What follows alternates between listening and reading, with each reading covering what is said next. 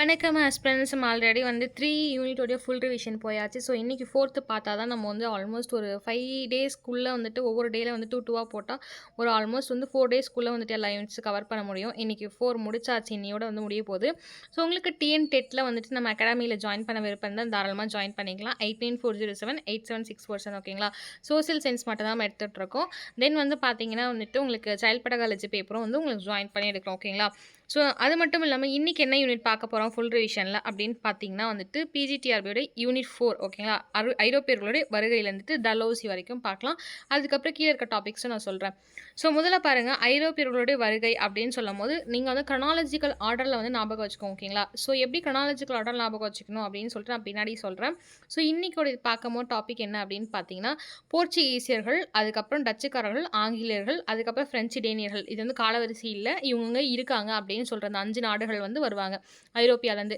So அப்போ ஐரோப்பியர்கள் வருகை அப்படின்னும் போது முதல்ல ஐரோப்பியாலேருந்து இந்தியாவுக்கு வந்தவர்கள் யார், வணிகம் செய்ய தான் வருவாங்க ஓகேங்களா. ஸோ அந்த மாதிரி வணிகம் செய்ய வரவங்க யார் அப்படின்னு பார்த்தீங்கன்னா போர்ச்சுகீசியர்கள்லாம் யார் வருவாங்கன்னு பார்த்தீங்கன்னா 1498 வந்து வாஸ்கோடகாமா அவர்கள் வருவார்கள். உங்களுக்கே தெரியும் ஓகேங்களா. ஸோ அது மட்டும் இல்லாமல் பிரான்சிஸ் அல்மெய்டா பற்றியும் அல்ஃபான்ஸ் அண்ட் டி அல்புகர்க் பற்றியும் படிப்போம். இந்த பிரான்சிஸ் அல்மெய்டா அப்படின்றவங்களுக்கே தெரிஞ்சிருக்கும்னு நினைக்கிறேன். இவர் யார் அப்படின்னு பார்த்தீங்கன்னா வந்து முதல் ஆளுநர், போர்ச்சுகீசியரோட முதல் ஆளுநர் இந்தியாவில். அதே போல் அல்சாண்டி அல்புபர்க் பற்றி நான் பின்னாடி சொல்கிறேன் ஓகேங்களா. ஸோ ஜஸ்ட் இது இன்ட்ரோ, பின்னாடி ஒவ்வொருத்தரை பற்றி பார்க்கலாம். டச்சுக்கார் அதே போல் என்ன அப்படின்னு பார்த்தீங்கன்னா நீல நிற கொள்கை அப்படின்ற ஒரு விஷயம் வந்து ஃபாலோ பண்ணுவாங்க. ப்ளூ வாட்டர் பாலிசி அப்படின்னு சொல்லுவாங்க ஓகேங்களா. கோவா வந்து 1510 வந்து கைப்பற்றுவாங்க. யார், போர்ச்சுகீசியர்கள் கோவா 1510 வந்து கைப்பற்றுவார்கள். ஸோ 1510 அப்படின்றத ஞாபகம் வச்சுக்கிறோங்க. அது மட்டும் இல்லாமல் இந்தியாவில் வந்து புகையிலை சாகுபடியை அறிமுகப்படுத்தியவர்கள் யாருன்ற கேள்வி வந்தாலும் போர்ச்சுகீசியர்கள் தான் ஓகேங்களா.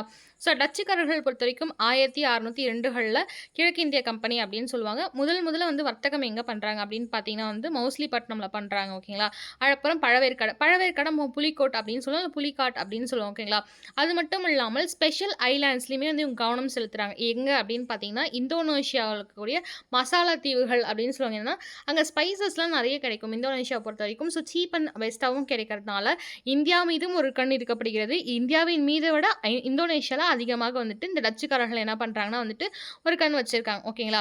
ஸோ ஆங்கிலேயர்கள் பொறுத்த வரைக்கும் 1600 டிசம்பர் மாதம் 31 அவர்கள் வந்து இந்தியாவுக்கு வருவாங்க. உங்களுக்கே தெரியும் ஓகேங்களா. ஸோ வந்துட்டு அந்த ராணி அவர்களிடம் வந்து ஒப்பந்தம் வாங்கி கொண்டு வருவாங்க.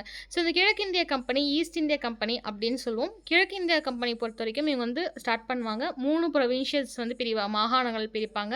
மதராஸ் ஆகட்டும், பம்பாய் ஆகட்டும், கல்கத்தா ஆகட்டும் 3 முக்கிய தலங்களை வந்து உருவாக்குவாங்க. 1717களில் என்ன ஆகும்னா பருக்ஷியாரிடமிருந்து தஸ்தக் அப்படின்ற ஒரு இலவச வர்த்தக உரிமையும் பெற்றார்கள். யாருக்கிட்டேருந்து, எந்த ஆண்டு, என்ன உரிமை அப்படின்ற கேள்வி எடுத்தாங்கன்னா 1717 பருக்ஷியாரிடமிருந்து தஸ்தக் அப்படின்ற ஒரு இலவச வர்த்தக உரிமை பெற்றார்கள்.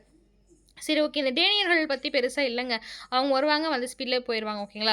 அதுக்கப்புறம் யார் அப்படின்னு பார்த்தீங்கன்னா பிரெஞ்சுக்காரர்கள் 1666 ஓகேங்களா. ஸோ இதில் முக்கியமானவர் யாருன்னா ஜோசப் ஃப்ராங்க்வே டியூப்ளே அப்படின்றவர், டியூப்ளெக்ஸ் அப்படின்னு சொல்லுவோம் ஓகேங்களா.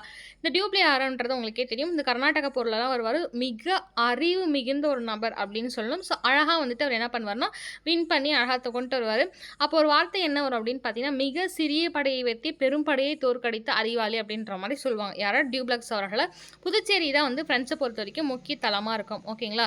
ஸோ ஆதிக்கம் அப்படின்னு சொல்லும் போது இந்த டியூப்ளே தான் வந்து மிக சிறந்த ஆதிக்கத்தை இந்தியா மீது செலுத்துவார்கள். ஃப்ரெண்ட்ஸின் நபராக இருந்து கவர்னராக ஓகேங்களா. 1 செகண்ட். சரி ஓகே. ஸோ இந்த மாதிரி வந்து நம்ம ஃபஸ்ட்டு சின்ன இன்ட்ரோ என்ன, வாட் இஸ் வாட் அப்படின்ற மாதிரி பார்த்துட்டு அதுக்கப்புறம் நம்ம ப்ரீஃபாக போகலாம், எக்ஸ்பிளைண்டாக போகலாம் ஓகேங்களா. ஸோ அதுக்கப்புறம் பார்த்தீங்கன்னா கர்நாடக போர்கள் நடக்குது. கர்நாடக போர்கள் பற்றி உங்களுக்கே தெரியும். காரணம் என்ன, காலம் என்ன, என்ன முடிவு நடந்தது, என்ன உடன்படிக்கை நடந்தது அப்படின்றது உங்களுக்கே தெரியும். முதல் கர்நாடகா போர் பொறுத்த வரைக்கும் 2 ஆண்டு காலங்கள் நடக்கும். 1846லேருந்து 48 வரைக்கும் நடக்கும் ஓகேங்களா. ஸோ ஐரோப்பாவில் நடக்கக்கூடிய ஆஸ்திரிய வாரிசுரிமை போருடைய எதிரொலியாக தான் இங்கே வந்து முதல் கர்நாடகா போர் வந்து வெடிக்கும் ஓகேங்களா. இது எந்த உடன்படிக்கை மூலம் 1848களில் வந்துட்டு முடிஞ்சது அப்படின்ற கேள்வி எடுத்தாங்கன்னா ஆயிலா சாப்ளே அப்படின்னு சொல்லுவாங்க, இல்லை ஆக்சிலா சாப்ளே அப்படின்னு சொல்லுவாங்க ஓகேங்களா. அது மட்டும் இல்லாமல் மெட்ராஸ் என்ன பண்ணுறாங்கன்னா வந்து பிடிச்ச மெட்ராஸை மீண்டும் வந்து ஆங்கிலேயர்கிட்ட இருந்து திருப்பி ஒப்படைக்கிறாங்க பிரெஞ்சு அவர்கள். ஸோ இந்த உடன்படிக்கையின் காரணமாக பிடித்த மெட்ராஸை வந்துட்டு அவங்க ஒப்படைக்கிறாங்க. அது மட்டும் இல்லாமல் எந்த போர், அடையார் போர் வந்து எந்த கர்நாடக போரில் நடந்தது, முதலா 2ஆ 3ஆன்னு கேட்டாங்கன்னா அடையார் போர் அப்படின்றது வந்து முதலாம் கர்நாடக போரில் நடக்கும் ஓகேங்களா. ஸோ அது மட்டும் இல்லாமல் செயின்தோம் போர் அப்படின்னு சொல்லுவாங்க. அடையார் பேர் அடையார் போரோட இன்னொரு பேர் என்னன்னு கேட்டாங்கன்னா சேந்தோம் போர் அப்படின்னு சொல்வார்கள். ஸோ இந்திய படைகள் வந்து பலவீனத்தை வந்து உணர்ந்த தருணம் இது எது அப்படின்னு கேட்டாங்கன்னா முதலாம் கர்நாடகா போர் தான். ஓகேங்களா. ஸோ இரண்டாம் கர்நாடகா போர் பொறுத்த வரைக்கும் 49கள்லேருந்து 54 வரைக்கும் இரண்டாம் கர்நாடகா போர் நடக்கும். ஸோ யாருக்கும் அப்படின்னு பார்த்தீங்கன்னா ஆற்காடு நவாப் ஆகிய சந்தா சாஹிப் அன்வருதீன் அவர்களுக்கும் மற்றும் ஹைதராபாத் நிசாம் ஆகிய முசஃபர் ஜங் அவர்களுக்கும் நாசிர் ஜங் இவங்க வந்து ஒரு பகுதியில் இருப்பாங்க. ஓகேங்களா. ஸோ பதவிக்கான உள்நாட்டு போட்டி தான் இரண்டாம் கர்நாடகா போர். ஓகேங்களா. ஸோ முதல் கர்நாடக போருன்றது ஆஸ்திரியாவில் நடந்த வாரிசுரிமை போருக்கான ரிஃப்ளெக்ஷன் சொல்லுவாங்க. ஓகேங்களா. ஆயிலா சாப்லா அப்படின்னு சொல்லுவாங்க. அடையாறு போர் நடக்குது, சாந்தோம் போர் அப்படின்னு சொல்றாங்க. அந்த ஆயிலா சாப்லாவுடைய ட்ரீட்டி போட்டு முடிக்கிறாங்க. அதே போல இரண்டாம் கர்நாடக போர் அப்படின்னு சொல்லும் போது 1749கள்லேருந்து 54 வரைக்கும் இரண்டாம் கர்நாடக போர் நடக்குது. யாருக்கு அப்படின்னு பார்த்தீங்கன்னா ஆற்காடு நவாபாகிய சந்தா சாஹிப்க்கும் அன்வருதீன் ஒரு பக்கத்துலையும் ஹைதராபாத் நிசாம் இருக்கக்கூடிய முசஃபர் ஜங்கும் நசீர் ஜங்கும் மற்றொரு பக்கத்துலையும் இருக்காங்க. இந்த போர் எதுக்குன்னா பதவிக்கான உள்நாட்டு போட்டி தான் எதுனா இரண்டாம் கர்நாடகா போர். ஸோ இது எந்த ஒரு உடன்படிக்கை மூலம் இந்த கர்நாடகா போர் முடிந்ததுன்னு பார்த்தீங்கன்னா பாண்டிச்சேரி. ஓகேங்களா. ஸோ பாண்டிச்சேரி 1754 உடன்படிக்கையின்படி முடிகிறாங்க. டியூப்ல என்ன பண்ணுறாங்க, நீ வந்து ஒன்றுமே இது வரைக்கும் ஃபர்ஸ்ட் கர்நாடிக் வார் ஜெயிச்ச, செகண்ட் கர்நாடிக் வார் வந்து ஜெயிக்கல, ஸோ என்ன பண்ணுற திரும்பி வந்துரு அப்படின்னு சொல்லிட்டு திரும்பி வராங்க. முகமது அலி அவர்கள் ஆங்கில ஆதரவாளர். ஓகேங்களா.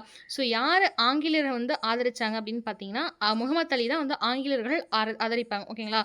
ஸோ அதுக்கு ஆப்போசிட்டில் இருக்கவங்க ஃப்ரெண்ட்ஸை வந்து ஆதரிப்பாங்க. ஸோ அப்படி என்ன ஆகுதுன்னா ஆற்காடு நவாபா யார் ஆகிறாருன்னு பார்த்தா முகமது அலி அவர்கள் ஆகிறாங்க. ஸோ இந்தியாவில் பிரெஞ்சோடைய ஆதிக்கம் அரசியல் செல்வாக்கு குறைகிறது. எந்த போரில்? இரண்டாம் கர்நாடகா போரில். சரி, ஓகே. இப்போ மூன்றாம் கர்நாடகா போர் நடக்குது. ஸோ டியூப்ளி அவர்கள் போயிட்டாங்க, திருப்பி இன்னொருத்தர் அப்பாயிண்ட் பண்ணுவாங்க. அதுக்கப்புறம் மூன்றாம் கர்நாடகா போர் நடக்குது. ஓகேங்களா. 2 வருட டிஃப்ரென்ஸில் முதல் கர்நாடகா போர் 1 இயர் டிஃப்ரென்ஸ் 48களில் முடியும், 49களில் இரண்டாம் வருட கர்நாடகா போர் வந்துடும். ஸோ அதுக்கப்புறம் மூன்றாம் வருட கர்நாடகா போர் அப்படின்னு சொல்லும்போது 56லேருந்து 63 வரைக்கும் மூன்றாம் வருட கர்நாடகா போர்னு சொல்வார்கள். இந்த ஐரோப்பாவில் நடந்த 7 ஆண்டு போர் நடக்கும் பார்த்தீங்களா, 7 இயர்ஸ் வார். அந்த 7 இயர்ஸ் வாய்ஸ் அந்த வாரோடைய ரிஃப்ளெக்ஷன் இது. எப்படி ஆஸ்திரியா வந்து முதல் கர்நாடகா வாரோ அந்த மாதிரி 7வது கர்நாடகா வார் வந்துட்டு 3வது கர்நாடகா வந்து 7 ஆண்டுடைய ஒரு எப்படி சொல்கிறது அப்படின்னு பார்த்தீங்கன்னா வந்துட்டு நீட்சி அப்படின்னு சொல்லுவார்கள், ரிஃப்ளெக்ஷன். இது எந்த உடன்படிக்கையை போட்டு முடிக்கிறாங்க அப்படின்னு பார்த்தீங்கன்னா வந்து பாரிஸ் உடன்படிக்கை 1763களில் பாரிஸ் உடன்படிக்கையை போட்டு முடிக்கிறாங்க. ஓகேங்களா. ஸோ பிரெஞ்சோடைய ஆதிக்கம் சுத்தமாகவே குறைஞ்சிருச்சு, தம்பி நீ வந்த வேகத்திலே மூட்டை கட்டிட்டு போப்பா அப்படின்னு அனுப்பிச்சு விட்டுறாங்க. ஸோ பிரெஞ்சும் வந்து போயிடுறாங்க. ஓகேங்களா. ஸோ இந்தியாவில் வந்து பிரெஞ்சோடைய வர்த்தகம் மட்டுமே வந்துட்டு செய்ய அனுமதிக்கிறாங்க. நீ வந்து இந்த நாட்டை பிடிக்கணும், அந்த நாட்டை பிடிக்கணும், இந்தியா இந்த பகுதி பிடிக்கணும், எங்கள் கூட போர் பண்ணணும், இந்த கோட்டையை கட்டுற அந்த கோட்டையை கட்டுறன்னு ஒன்றும் பண்ண தேவையில்ல. நீ வந்து சும்மா வர்த்தகம் மட்டும் பண்ணிக்க. ஏன்னா நீ வந்து நம்ம வந்துட்டு மாமா மச்சா மாதிரி ஐரோப்பாக்காரன் வந்து நீயும் சரி ஓகே அப்படின்னு இதுக்கு மட்டும் அனுமதி தராங்க. ஓகேங்களா. ஸோ அது மட்டும் இல்லாமல் எப்படி அடையாறு போர் வந்து முதல் கர்நாடகா போர் நடக்குதோ அதே மாதிரி வந்து என்ன பண்ணுறாங்க, வந்தவாசி போர், அதை வந்து வேண்டி வாஷின்னு சொல்லுவாங்க. நம்ம இங்கிலீஷ்காரனுக்கு தான் ஒழுங்காக வார்த்தை வராது, தமிழ் வார்த்தை வராது. அதனால் என்ன பண்ணுறாங்க, வேண்டி வாஷ் அப்படின்ற வந்தவாசி நல்லா அழகான தமிழ் பேர் தான். அதை வந்து அவங்களுக்கு வந்தவாசின்னு வராமல் வேண்டி வாஷ்னு வச்சுட்டு போயிடுவானுங்க. நம்மளும் அதை வேண்டி வாஷ்னு சொல்ல ஆரம்பிச்சிட்டோம். ஸோ அந்த வந்தவாசி போருடைய காலம் என்ன அப்படின்னு பார்த்தீங்கன்னா 1760களில் நடக்கும். சரி, ஓகே. இந்த ஆங்கிலேயரான சார் ஐயர்கூட் அப்படின்றவர் ரொம்ப இம்பார்ட்டண்டான ஒரு மனுஷன். ஓகேங்களா. ஸோ அந்த ஆங்கிலேயர் சார் ஐயர்கூட் அவர்களும் பிரெஞ்சோடைய தளபதி கவுண்ட்லி லாலி வந்து தோற்கடிச்சார். ஓகே. யார்? சார் ஐயர்கூட் வந்து பிரெஞ்சோடைய தளபதியான கவுண்டி லாலி வந்து தோற்கடிச்சிருவார். ஓகேங்களா. ஸோ இதோட வந்துட்டு முதல் 2 கர்நாடகா வாரம் முடியும். அதுக்கப்புறம் பார்த்தீங்கன்னா வங்காளத்தின் மீதான ஆதிக்கம் வந்து அதிகரிக்கும். அந்த வங்காளத்தின் மீதான ஆதிக்கம் அப்படின்னும் போது போர், ஆண்டு, முக்கிய நபர்கள், விளைவுகள் பற்றி பார்க்கலாம். நான் திருப்பவும் சொல்கிறேன், ஜஸ்ட் ஒரு ரிவிஷன் பார்த்து கீழே நம்ம டீட்டெயில்டாக பார்க்கலாம். ஓகேங்களா. நம்ம யூனிட் 1 பார்த்தோம் பார்த்தீங்களா, அந்த மாதிரி. சரி, ஓகே. பிளாசி போர், பக்சார் போர் பற்றி உங்களுக்கு நல்லா தெரிஞ்சிருக்கும். பிளாசி போருடைய இயர் என்னன்னு பார்த்தீங்கன்னா 1757களில் பிளாசி போர் நடக்கும். பக்சாருடைய இயர் 1766களில் நடக்கும். சரி, இந்த பிளாசி போரோடு தான் வந்துட்டு என்ன சொல்லுவாங்கன்னா ஆங்கிலேயர்கள் அரசியல் ஆதிக்கத்தை செலுத்த, ஓகே, எக்ஸ்பெஷலி வங்காளத்தில் அரசியல் ஆதிக்கத்தை செலுத்துவதற்கான மிக முக்கியமாக அமைந்த போர் எதுன்னு கேட்டால் பிளாசி போர் தான். ஓகேங்களா. ஏன் அப்படின்னு கேட்டிங்கன்னா ராபர்ட் கிளைவோட மிகப்பெரிய ஒரு வெற்றி அப்படின்னு பார்த்தீங்கன்னா அந்த பிளாசி போர் தான். ஓகேங்களா. அதனால் வந்துட்டு பிற்காலத்தில் ஆற்காடு நவாப் ஆற்காடு வீரர் அப்படிலாம் வந்து அழைப்பாங்க ராபர்ட் கிளைவ் அவர்களை. சரி, ஓகே. இந்த சிராஜுத் தௌலான்னு ஒருத்தர் இருக்கார். யார் அப்படின்னு பார்த்தீங்கன்னா கிரிக்கெட் பிளேயர் கிடையாது, முகமது சிராஜ் கிடையாது, சிராஜுத் தௌலா அப்படின்னு சொல்லுவாங்க. ஓகேங்களா? அந்த சிராஜுத் தௌலா யார் அப்படின்னு பார்த்தீங்கன்னா வங்காளத்துடைய நவாபா இருக்கார். யார்? சிராஜுத் தௌலா வங்காளத்துடைய நவாபா இருக்கார். இவருக்கும் ஆங்கிலேயரான ஒருத்தருக்கும் ஆங்கிலேயருடைய ராபர்ட் கிளைவ் அவர்களுக்கும் ஒரு போட்டி. ஓகேங்களா? ஸோ இந்த போட்டி என்ன ஆகுது அப்படின்னு பார்த்தீங்கன்னா பிற்காலத்தில் வாரா மாறும். சரி, அது மட்டும் இல்லாமல் இந்த வார் வந்து நடக்கிறது தான் பிளாசிவான்னு சொல்லுவாங்க. யாருக்கு? சிராஜுத் தௌலாவுக்கும் வங்காள நவாபுக்கும் ஆங்கிலேயரான ராபர்ட் கிளைவுக்கும் வந்துட்டு இந்த விஷயம் வந்து நடக்கும். ஓகேங்களா? ஸோ வந்து மீர் ஜஃபர் அப்படின்னு சொல்லிட்டு சொல்லுவோம் பார்த்தீங்களா, அந்த மீர் ஜஃபருடைய துரோகத்தின் காரணமாக தான் பிளாசி போரே நடக்கும். ஸோ சிராஜ் உத்தவ்ல என்ன பண்ணுறாரு, மீர் ஜஃபர்னு வந்து காலவாரி விட்டுருவார். கூடயே இருந்து காலவாரி விட்டு போயிடுவார் அந்த மீர் ஜஃபர் அவர்கள். ஸோ பிற்காலத்தில் என்ன ஆகும், சிராஜ் உத்தவ்ல அவர்கள் தோற்கடிக்கப்படுகிறார். ஸோ மீர் ஜஃபர் என்ன பண்ணுறாரு, ஒரு பொம்மையாக நீ வந்து டாயாக வந்து வச்சுருப்போம் பார்த்தீங்களா, அந்த மாதிரி பொம்மையாக என்ன சொல்கிறாங்க, நாட்டா அண்ணன் நீ கீ குத்தா திருவணும் அப்படின்ற மாதிரி ஆங்கிலேயர்கள் வந்து சும்மா ஜஸ்ட் வந்து ஒரு நாமினல் எப்படி சொல்கிறது, பெயரளவுக்கு வந்து நவாபாக வச்சு மீர் ஜஃபரை ஆக்கி விட்டுறாங்க. ஓகேங்களா? அது மட்டும் இல்லாமல் வங்காளத்தில் ஆங்கில அரசியல் ஆதிக்கம் தொடங்கியது இங்கே தான் அப்படின்னு சொல்லிட்டு சொல்லியிருக்காங்க. அதுக்கு அடுத்தது பார்த்தீங்கன்னா பக்சார் போர். இந்த மீர் காசிம் இருக்கார் பார்த்தீங்களா, இந்த மீர் காசிம் வந்து தான் ஃபஸ்ட்டே சொன்ன மாதிரி வங்காளத்துடைய நவாபாக இருக்கார். ஷா ஆலம் 2 யாருன்னு வந்து பார்த்தீங்கன்னா முகலாயருடைய பேரரசர் தான் ஷா ஆலம். இவங்க வந்துட்டு இவங்களும் சுஜாவுத் தௌலான்னு ஒருத்தர் வருவார். அவர் யாருன்னா அயோத்தியோட நவாபா இருப்பார், சுஜாவுத் தௌலா. ஓகேங்களா? அதுக்கப்புறம் ஹெக்டர் மன்ரே அப்படின்னு ஒருத்தர் இருப்பார். ஹெக்டர் மன்ரோ யாருன்னா ஆங்கிலேயத்தை சார்ந்தவர்கள் ஹெக்டர் மன்ரோ. ஸோ மீர்காசி வங்காள நவாப் அவர்களும் முகலாய பேரரசரான ஷா ஆலம் 2 அவர்களும் அயோத்தி நவாபான சுஜாவுத் தௌலாவுக்கும் நடக்கக்கூடிய போர் தான் பக்சார் போர். அதுவே பிளாசி போர்னா என்ன, சிராஜுத் தௌலா வங்காள நவாப் சிராஜுத் தௌலாவுக்கும் ராபர்ட் கிளைவுக்கும் நடக்கும். மீர் ஜஃபர்கள் துரோகம் செய்து போயிடுவாங்க. ஸோ அந்த சிராஜுத் தௌலா தோற்றுருவாங்க. ஓகேங்களா? சரி, நான் அந்த ஓகேவா நிறைய டைம் கேட்குறேன்னா, ஸோ வந்து அது ஆங்கிலத்தில் கேட்காதீங்க, தமிழில் வந்து சரி புரிஞ்சதா கேளுங்கன்னு சொல்கிறாங்க. ஸோ தமிழில் வந்து ஃபுல்லாக பேச முடியும். பட் இருந்தாலுமே வந்து நம்ம பேசிகிட்டு இருக்கோம்னு வச்சுக்கோங்களேன், நம்ம ஒரு ஃப்ளோவில் டீச் பண்ணுறோன்னா மேக்ஸிமம் வேர்ட்ஸ் நம்ம இப்படி தான் யூஸ் பண்ணுவோம். மேபி நான் அது டீச் பண்ணி எனக்கு இப்படி வரலாம். ஸோ சாரி, நான் வந்து அந்த ஆங்கிலத்தில் டீச் பண்ணுறேன் அப்படின்ற மாதிரி சொல்லியிருந்தாங்க. முடிஞ்சளவுக்கு ட்ரை பண்ணுறாங்க. அந்த ஓகேன்ற வார்த்தை தான் பெருசாக பேசுவோம், மற்ற எல்லாமே நான் ஆங்கிலம் அப்படின்றதுக்குள்ளே நான் தமிழில் யூஸ் பண்ணுவேன். ஓகேங்களா? சரி, ஓகே. நெக்ஸ்ட் என்ன அப்படின்னு பார்த்தீங்கன்னா வந்து ஆங்கிலேயர் வெற்றி பெற்றனர். என்னது, பக்சார் போரில் ஆங்கிலேயர்கள் வெற்றி பெற்றார்கள். எந்த உடன்படிக்கை அப்படின்னு டிஆர்பியில் ஆல்ரெடி கேட்டிருக்காங்க. அலகாபாத் உடன்படிக்கை 1765 பக்சார் போர் முடியுது. ஸோ இது மூலயமா என்ன ஆகுதுன்னா முகலாய பேரரசுக்கு வந்து திவானின்னு சொல்லிட்டு வரி வசூல் அப்படின்னு சொல்லுவாங்க. ரெவன்யூ வந்துட்டு வரி வசூல் பண்ணுவாங்க பார்த்தீங்களா, அந்த வருவாய் வசூலை வந்து பண்ணுவார்கள். அது மட்டும் இல்லாமல் உரிமையை வந்து ஆங்கிலேயருக்கு வழங்கினார். ஓகேயா? உரிமையை ஆங்கிலேயருக்கே வழங்கினார்கள். அதுவும் இல்லாமல் இப்போ வந்து நம்ம வெறும் தமிழ் மீடியம் ஸ்டூடெண்ட் மட்டும் கவனிக்கலாம், நிறைய இங்கிலீஷ் மீடியம் ஸ்டூடெண்ட்டுமே இருக்காங்க போல். அகாடமிக் ஸ்டூடெண்ட்லேயே இங்கிலீஷ் மீடியம் இருக்காங்க. ஸோ நம்ம வந்து பை லாங்குவேஜில் தாங்க நம்ம சார் நடத்த முடியும் நம்மளால். ஓகேங்களா? ஸோ அதனால் சில வார்த்தைகள் வந்து ஆங்கிலத்தில் வரதுன்றது சாதாரண விஷயம் தான். ஸோ வந்துட்டு ஓகே, நான் ட்ரை பண்ணுறேன், முடிஞ்ச அளவுக்கு வந்து தமிழில் எடுக்க ட்ரை பண்ணுறோம் சார். அதுக்கடுத்தது பார்த்தீங்கன்னா கவர்னர் ஜெனரலுடைய கொள்கைகள் பற்றி பார்க்கலாம். ஓகேங்களா? ஸோ கவர்னர் ஜெனரலுடைய கொள்கைகள் அப்படின்னும் போது என்னென்னா காரன்வாலிஸ் அவர்கள் வராரு. ஓகேங்களா? இந்த லார்ட் காரன்வாலிஸ் வந்து யார், இவர் வந்து என்னென்ன பண்ணார் இந்தியாவில் அப்படின்னு பார்த்தீங்கன்னா 1786 1793 வரைக்கும் லார்ட் காரன்வாலிஸ் அவர்கள் இருக்கிறார்கள். நிலையான நிலவரி திட்டம், அதாவது பெர்மனன்ட் செட்டில்மெண்ட் ஆக்ட் அப்படின்னு சொல்லுவாங்க, அதை 1793 போகிறார். எந்தெந்த இடத்துல போடுறாங்கன்னா எப்போவுமே வர அதே 3 பிளேஸில் தான். ஓகேங்களா?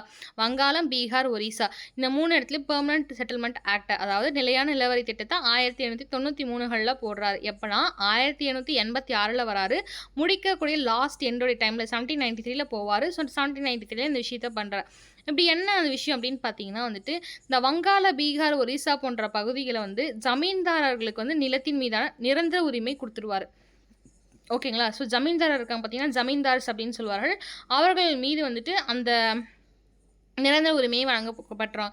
ஸோ இந்த ஜமீன்தார்ஸ்னால் உங்களுக்கு எப்படி சொன்னீங்க, இந்தி சீரியல்ஸ் பார்ப்பீங்களான்னு தெரியல, பொம்மின்னு சொல்லிட்டு ஒரு இந்தி சீரியல் டப்பிங் போடுவாங்க கலர்ஸ் தமிழில், முன்னாடி பாலிமர்ஸ் தமிழ் எல்லாம் போட்டிருந்தாங்க போல ஞாபகம் எனக்கு.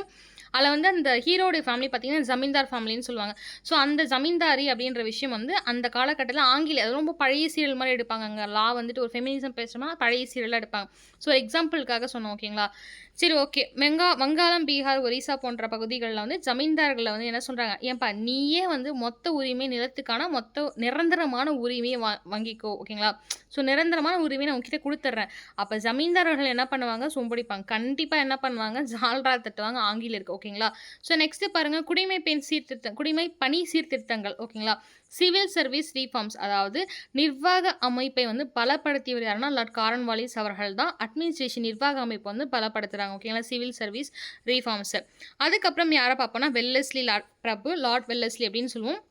ஸோ 93கள் வரைக்கும் லார்ட் கார்ன்வாலிஸ் இருக்காரு. அதுக்கு இடைப்பட்ட 5 ஆண்டுகளுக்கு அப்புறம் வெல்லஸ்லி அவர்கள் வருவாரு. இந்த வெல்லஸ்லியும் ஒரு ஒரு ஒரு எப்படி சொல்றது, ஒரு ஒரு திட்டத்த கொண்டு வருவார். ஓகேங்களா? அந்த திட்டத்தின் பேர் என்னன்னா, சப்சிடரி அலைன்ஸ்ன்னு சொல்வார்கள். அதாவது துணைப்படை திட்டம் அப்படின்னு சொல்லியிருப்பாங்க. இந்த திட்டம் வந்து எப்படி அப்படின்னு பார்த்தீங்கன்னா, இந்தியால இருக்கக்கூடிய மன்னர்கள பாதுகாக்க ஆங்கிலேய படைகளால் வைத்து அதற்கான செலவை மன்னர்கள் ஏற்க வேண்டும். இதன் மூலம் இந்திய மன்னர்கள் தங்கள் சுதந்திரத்தை இழந்தார்கள். ஹைதராபாத் நிசாம் இத்திட்டத்தை ஏற்ற முதல் ஆட்சியாளர் ஆவார். ஸோ பாருங்களேன், இங்க என்ன ஒரு ஒரு நல்ல ஒரு காமெடியான விஷயம் இருக்கும். யோசிக்க வேண்டிய விஷயமே இருக்கு. என்ன அப்படின்னு பார்த்தீங்கன்னா, சப்சிடரி அலையன்ஸ்ன்னு சொல்லிட்டு ஒரு திட்டத்த போறாங்க. துணைப்படை திட்டம். என்னன்னா, நம்ம நாட்ல இவன் வந்து இருக்கான். இவன் நம்மள வந்துட்டு பாதுகாக்கிறதுக்கு நம்மகிட்டயே காசு வாங்கி நம்மள பாதுகாப்பாங்களாம். ஓகேங்களா? ஸோ இது எப்படி தெரியுமா இருக்கு ஆக்சுவலா வந்துட்டு, இப்போ நம்ம வந்துட்டு இப்ப அரசர்கள், ராஜாக்கள்னு இப்போ அவங்களுக்கான ஒரு படை தனியா இருக்கும். பீரங்கி படையாகட்டும், காலாட் படையாகட்டும், எந்த படையாகட்டும், போர்களுக்கான படையாகட்டும், அந்த மாரி அவ்ளோ அழகா வந்துட்டு அலைன் அரேஞ்ச் பண்ணி வச்சிருப்பாங்க. யாரு? மன்னர்களாகட்டும், அரசர்களாகட்டும், கீழ இருக்கக்கூடிய மினிஸ்டர்ஸ், அமைச்சர்களாகட்டும், மந்திரி எல்லாமே அவ்ளோ அழகா வந்துட்டு மெயின்டெயின் பண்ணியிருப்பாங்க. அப்படி இருப்பினுமே என்ன அப்படின்னு பார்த்தோம்னா, இவங்க என்ன சொல்றாங்க, "நீ வந்து யார்கிட்டேருந்து யார பாதுகாக்கணும்? உங்ககிட்ட இருந்து தானே நாங்க பாதுகாக்கணும். ஸோ நான் வந்து உங்கள பாதுகாக்கிறேன் மிஸ்டர் மன்னர் அவர்களே. நீங்க வந்து எனக்கு காசு குடுங்க. நான் அந்த காச நீங்க பாதுகாக்கிற காச வந்து நீங்க தான் குடுக்கணும். நாங்க பாதுகாப்போம். இந்த இந்த சிஸ்டம் வந்து நீங்க ஏத்துக்கோங்கன்னு" சொல்றாங்க. இந்த சிஸ்டம் ஏத்துக்கிட்டது யாருன்னு பார்த்தீங்கன்னா, ஹைதராபாத்ல இருக்கக்கூடிய நிசாம் தான் ஃபர்ஸ்ட்டு இந்த சிஸ்டத்த சப்சிடரி என்ற சிஸ்டத்த ஒத்துக்கிறாங்க. ஓகேங்களா? ஸோ நான் என்ன இங்க காமெடின்னு சொன்னேன்னா, இங்க அப்படியே நீங்க 1947க்கு அப்படியே கொஞ்சம் ஃபிளாஷ்பேக்குக்கு போட்டு 1947க்கு வந்தீங்கன்னு வச்சுக்கோங்களேன். 1947 காலகட்டத்தில இந்த இன்டிகிரேம் அப்படின்னு சொல்லிட்டு ஒரு விஷயம் நடக்கும். சர்தார் வல்லபாய் பட்டேல் அவர்களால் போடப்பட்ட அந்த ஒரு இன்டிகிரேம்னு சொல்லுவாங்க. ஓகேங்களா? இணைப்பு கொள்கை அப்படின்னு சொல்லுவாங்க. ஓகேங்களா?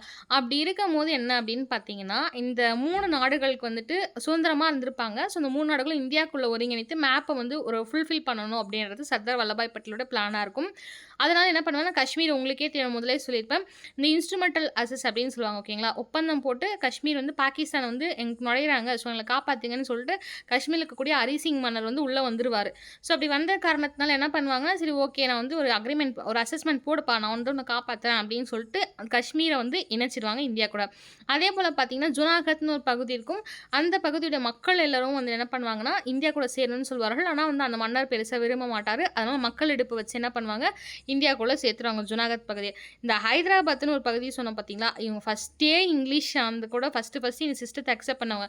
இவங்க என்ன பண்ணிட்டாங்க, ஹைதராபாத்த நான் சுதந்திரமாவே இருந்துக்கிறேன்ப்பா, என்ன விட்டுருங்க தயவு செஞ்சு அப்படின்ற ஒரு கான்செப்ட்டுக்கு வந்துட்டாங்க. அதனால என்ன பண்ணுவாங்க, ஆப்ரேஷன் போலோ அப்படின்ற ஒரு அழகான திட்டத்த எடுத்துட்டு போய் போட்டு அவங்களையும் இணைச்சிருவாங்க. ஸோ முழுமையா ஒரு இந்தியா நமக்கு கிடைச்சிருக்கும். ஓகேங்களா? அதுக்கப்புறம் பார்த்தீங்க அப்படின்னா, ஹேஸ்டிங்ஸ் பிரபு, லார்ட் ஹேஸ்டிங்ஸ் அவர்கள், இவருடைய காலகட்டம் பார்த்தீங்கன்னா 1813கள்லேருந்து 1823கள் 10 வருட காலகட்டம் வந்துட்டு இவர் இருந்திருப்பார். இவர் என்ன பண்ணுவார் அப்படின்னு பார்த்தீங்கன்னா, ரயத்வாரி சிஸ்டம் அப்படின்னு சொல்லுவாங்க. ஓகேங்களா? இந்த ரயத்வாரி சிஸ்டத்தை வந்து நிலத்தினுடைய உரிமையாளர்கள் வந்து குத்தகைக்காரங்க அல்ல. ஓகேங்களா? ஸோ நிலத்தோடைய உரிமையாளர்கள் வந்து டெனன்ட் பீப்பிள் கிடையாது. அவங்க வந்து குடியானவன் மட்டும்தான், ரயத் மட்டும்தான் அப்படின்னு சொல்வார்கள். ஓகேங்களா? சரி, இந்த இடத்துல வந்து நான் சொன்னேன் பார்த்தீங்களா, உங்களுக்கு வந்து இந்த இடத்துல ஒரு சின்ன சந்தேகம் வந்து வந்திருக்கலாம். எப்படி அப்படின்னு பார்த்தீங்கன்னா, லார்ட் ஹேஸ்டிங் ரைத்வாரி சிஸ்டம், நம்ம ரைத்வாரி சிஸ்டம் வந்து தாமஸ் மன்ரோவோ இல்லைன்னா ரிட்டு தானே படிச்சோம். இவங்க யார் அப்படின்னு பார்த்தீங்கன்னா, தாமஸ் மன்ரோவும் ரிட்டும் வந்து வரக்கூடியவர்கள் தான். ஓகேங்களா? ஸோ இந்த சிஸ்டத்தை வந்து அறிமுகப்படுத்தினவர் தாமஸ் மன்ரோவும் இருக்கலாம். ஆனால் வந்து அந்த திட்டத்தை வந்துட்டு முதல்ல வந்துட்டு அறிமுகப்படுத்த பேச்சுவார்த்தையில் கலந்துக்கிட்டவர் இவராக தான் இருப்பார். ஸோ ஆப்ஷனில் ஃபஸ்ட்டு ரைத்வாரி அப்படின்னு வந்தால் தாமஸ் மன்ரோ போடுங்க. சப்போஸ் தாமஸ் மன்ரோ இல்லை அப்படின்னா ஹேஸ்டிங் பிரபு அவர்கள் போடுங்க. ஓகேங்களா? ஏன் அப்படின்னு பார்த்தீங்கன்னா, 1813 காலகட்டத்திலே இவர் வராரு. தாமஸ் மன்ரோ அவர்கள் 1820கள்ல தான் என்ன பண்ணுவார் அப்படின்னு பார்த்தீங்கன்னா, மெட்ராஸ் மாகாணம், அதாவது மெட்ராஸ் பகுதிகளில் வந்து ரயத்வாரி சிஸ்டத்தை போடுவாங்க. ஸோ இந்த விஷயம் என்னன்னா, நிலத்துடைய உரிமையாளர் இருக்கீங்க பார்த்தீங்களா, இந்த குத்தகை அப்படின்னு சொல்வார்கள், அதான் டெனன்ட் அப்படின்னு சொல்லுவாங்க. நிலத்தோடைய உரிமையாளர், இப்போ வந்து நான் ஒரு நிலம் வச்சிருக்கேன், அந்த உரிமையாளருக்கு வந்து இப்போ ஒருத்தர் வேலை செய்கிறவங்க வராங்க. அந்த வேலை செய்கிறவங்க வரவங்க என்ன பண்ணுறாங்கன்னா, ஒரு 10 வருஷம் 20 வருஷம் வேலை செய்கிறாங்க. ஸோ அப்படி இருக்கும்போது என்னன்னா, நீங்க வந்து நிலத்துடைய உரிமையாளர்கள் இருக்கீங்க பார்த்தீங்களா, நீங்க வந்து குத்தகைக்காரர்கள் இல்ல. குடியானவர்கள். நீங்க வந்து அந்த இடத்துல வந்து குடியானவங்க அப்படின்ற ஒரு ரயத் தான் குடியானம் அப்படின்ற ஒரு சிஸ்டத்த போடுறாரு. அதுக்கப்புறம் யாரு அப்படின்னு பார்த்தீங்கன்னா, வில்லியம் பென்டிக் அவர்கள். வில்லியம் பென்டிக் அப்படின்னு பார்த்தீங்கன்னாவே ஒரு 2 விஷயம் ரொம்ப முக்கியமான விஷயம். 1828கள்லேருந்து 1835 வரைக்கும் இவர் வந்து ஆட்சியில இருப்பார். ஐ மீன் அந்த கவர்னரா இருப்பாரு. தென் வந்து இவர பத்தி ஃபர்ஸ்ட்டு கிளிக் ஆகுற ஒரு விஷயம் என்னன்னா, சதி சிஸ்டம். அபாலிஷன் ஆஃப் சதி. சதி ஒழிப்பு வந்து இவர் வந்து பண்ணுவாரு. யாருடைய கூட சேர்ந்துனா, ராஜா ராம்மோகன் ராயோடைய கூட சேர்ந்து சதி ஒழிப்பு பண்ணுவாரு. நிறைய சீர்திருத்தங்கள்லாம் பண்ணுவாரு. நிறைய உதவிகள்லாம் செய்வாரு. சதி ஒழிப்பு கொண்டு வரதுக்கும் இப்ப இதே மாரி 1834, 35கள்ல மெக்கலேவுடைய கல்விக் கொள்கை திட்டத்துக்கும் இவர் உதவுவாரு. இவர் கொண்டுட்டு வருவாரு. ஸோ வில்லியம் பென்டிக் பொறுத்தவரைக்கும் இந்த 2 பாயிண்ட் மறந்துறாதீங்க. அதுக்கப்புறம் பார்த்தீங்கன்னா, டல்ஹௌசி பிரபு உங்களுக்கே தெரிஞ்சிருக்கும். 48கள்லேருந்து 56 வரைக்கும் டல்ஹௌசி வருவாங்க. அந்த 56களுக்கு அப்புறம் வந்து இந்த லார்ட் கேனிங் அப்படின்றவர் வருவாரு. அப்புறம் 58ல குயின் ஆஃப் ப்ரொக்ளமேஷன் படி வந்து 1858கள் 7கள்ல வந்து என்ன ஆகும் அப்படின்னா, வைஸ்ராய் அப்படின்ற பட்டத்த முதல் வைஸ்ராய் லார்ட் கேனிங் வந்து லார்ட் கன்னிங் பிரபு வந்து இருப்பாரு. ஸோ அப்படி பார்த்தீங்கன்னா, இந்த லார்ட் டல்ஹௌசி பொறுத்தவரைக்கும் நெறைய விஷயம் வந்து இருக்கும். என்ன அப்படின்னு பார்த்தீங்கன்னா, வாரிசிழப்பு கொள்கையாகட்டும், பொதுப்பணித்துறையாகட்டும், தந்தி சேவையாகட்டும், சீர்திருத்தங்களாகட்டும், இது மாரி நெறைய இருக்கும். ஸோ வாரிசுரிமை கொள்கை பொறுத்தவரைக்கும் நான் வந்து ஒரு ஷார்ட்கட் சொல்லியிருக்கேன். நம்ம போய் ஷார்ட்ஸ்ல போய் பார்த்துக்கோங்க ஷார்ட்கட்டா. ஸோ எந்த நாடு வந்து ஃபர்ஸ்ட்டு சாம்பல்பூர் ஆகட்டும், ஜான்சி ஆகட்டும், ஜெய்ப்பூர் ஆகட்டும், இல்ல அவுத் ஆகட்டும், இந்த மாரி சில இதெல்லாம் இருக்கும் பார்த்தீங்களா? சில இடங்கள், பகுதிகள வந்து இவர் என்ன பண்ணுவார் அப்படின்னு பார்த்தீங்கன்னா வந்து பிடிப்பார். அதாவது கிரானாலஜிக்கல் காலவரிசையா வந்து எந்த பகுதிய முதல்ல பிடிப்பாரு, எத வந்து லாஸ்ட்டு பிடிப்பாருன்னு சொல்லிட்டு இயர் ஞாபகம் வச்சுக்கோங்க. ஏன்னா கிரானாலஜிக்கல்ல கேட்கும்போது எது ஃபர்ஸ்ட்டு பிடிச்சாங்க கூற்று காரணத்துல கூட மேபி கேட்கலாம். மாத்தி வந்து போட்டு கூட கேட்கலாம். ஸோ வாரிசிறப்பு கொள்கை அப்படின்றது ஒரு விஷயம் கொண்டு வராரு. எப்பன்னா 1848கள்ல கொண்டு வராரு. வாரிசு இல்லாமல் ஏதாவது ஒரு இறந்த அரசர்கள் இருந்தாங்கன்னா, அந்த பகுதிகள் வந்து தத்தெடுத்த பிள்ளைக்கு வராது. அவர் மனைவிக்கும் வராது. ஏன்னா அவர்கள் பெண் அப்படின்னு என்பதால். ஸோ மனைவிக்கும் வராது. அது ஆட்டோமேட்டிக்கா இட்ஸ் கோஸ் டூ யாருக்கு வந்துரும் அப்படின்னு பார்த்தீங்கன்னா, கவர்மெண்ட்டுக்கு போயிரும் அப்படின்னு சொல்லிட்டு சொல்றாங்க. ஓகேங்களா? ஸோ முதல்ல இணைக்கப்பட்ட பகுதி எது அப்படின்னு பார்த்தீங்கன்னா, சதாரான்னு சொல்வார்கள். அந்த பகுதி தான் முதல்ல இணைக்கப்பட்டது. ஓகேங்களா? ஸோ எந்த வருஷம் இணைக்கப்பட்டாங்கன்னு கீழ கமெண்ட் பண்ணுங்க. பொது அதுக்கப்புறம் பார்த்தீங்கன்னா, பொதுப்பணித்துறையில வந்து பப்ளிக் ஒர்க் டிபார்ட்மெண்ட் அப்படின்னு சொல்றாங்க. பொதுப்பணித்துறையும் கொண்டு வராங்க. ரயில்வே போக்குவரத்து 1853ல ஸ்டார்ட் பண்ணாங்க. டெலிகிராஃப் தந்தி சேவை வந்து 1853கள்ல போன்ற சீர்திருத்தங்கள்லாம் கொண்டு வர ஓகேங்களா? ஸோ காலவரிசைப்படி பார்த்துட்டு நம்ம எல்லாமே இது பார்த்து எல்லாத்தையும் ரொம்ப டீட்டெயில்டா பார்க்கலாம். ஓகேங்களா? ஸோ காலவரிசை அப்படின்னு பார்த்தீங்கன்னா, 1498ல வாஸ்கோட காமா அவர்கள் வந்து கோழிக்கட்டுக்கு வராரு. கோழிக்கோட்டைக்கு வந்து வராரு. அது மட்டும் இல்லாமல் இந்தியாவுல வந்து போர்ச்சுகீசியர்கள் இங்கேருந்து ஆரம்பமாகுது.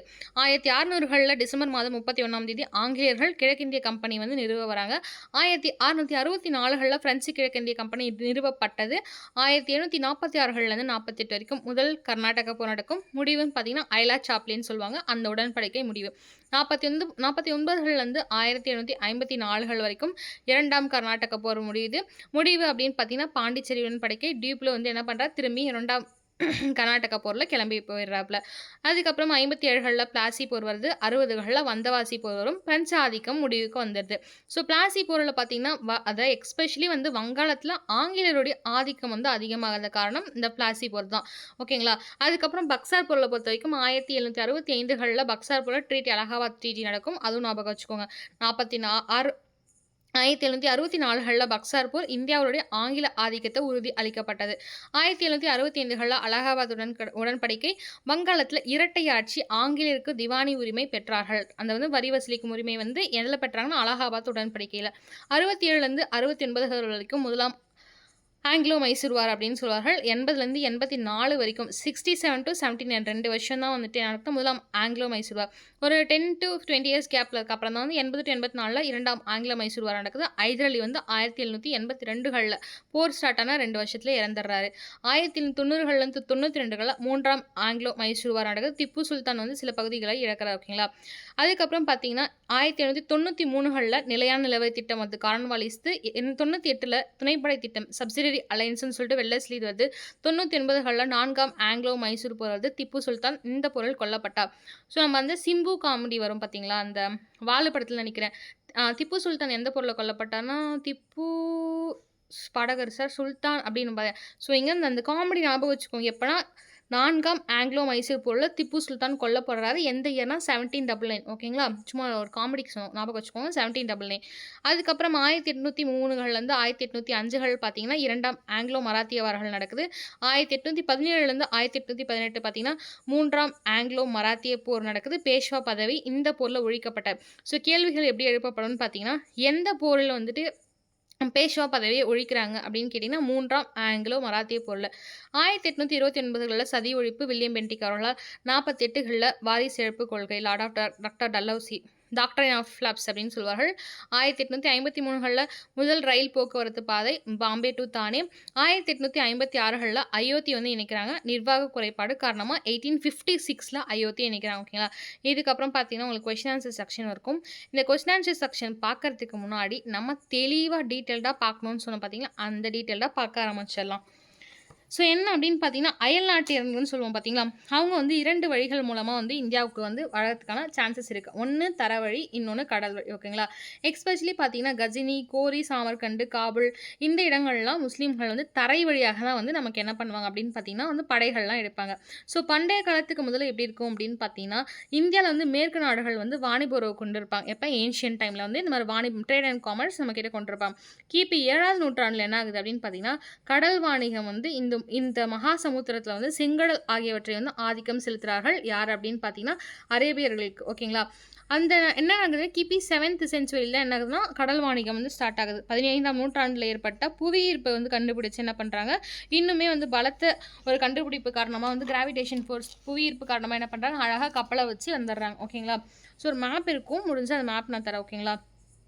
அதை அட்டாச் பண்ண முடியுதான்னு பார்க்குறேன், இன்சர்ட் பண்ண முடிஞ்சு இன்சர்ட் பண்ணுறேன். ஸோ போர்ச்சுகீசியர்கள் பொறுத்த வரைக்கும் என்ன அப்படின்னு பார்த்தீங்கன்னா ஐரோப்பிய நாடுகள் அனைத்திலுமே போர்ச்சுகீசியர்கள் வந்து இந்தியாவுடைய புதிய கடல் வழி கண்டுபிடித்தல மிகவும் ஆர்வமாக இருக்காங்க ஓகேங்களா. அது மட்டும் இல்லாமல் போர்ச்சுகீஸ் இளவரசர் அப்போ யாராக இருக்காருன்னு பார்த்தா ஹென்றி அவர்கள் தான். இந்த ஹென்றி அவர்கள் என்ன அப்படின்னு பார்த்தீங்கன்னா நிறைய சாகச வாழ்க்கைகளை வந்து மேற்கொள்கிறதுக்கு வந்து தயாராக இருக்கக்கூடிய ஒரு நபர் யார் அப்படின்னு பார்த்தீங்கன்னா ஹென்றி அவர்கள் தான். இந்த மாதிரி அட்வென்ச்சர்ஸ்லாம் நிறைய ஊக்குவிப்பார். ஸோ அதுக்கான கல்வியும் வந்து அவர் வச்சிருந்தார். 1487களில் என்ன ஆகுதுன்னா போர்ச்சுகீசிய மாலுமியான பார்த்திலோமியா டயஸ் அப்படின்றவர் வந்து தென்னாப்பிரிக்காவில் கூட தெற்கு முனையை அடைகிறாரு.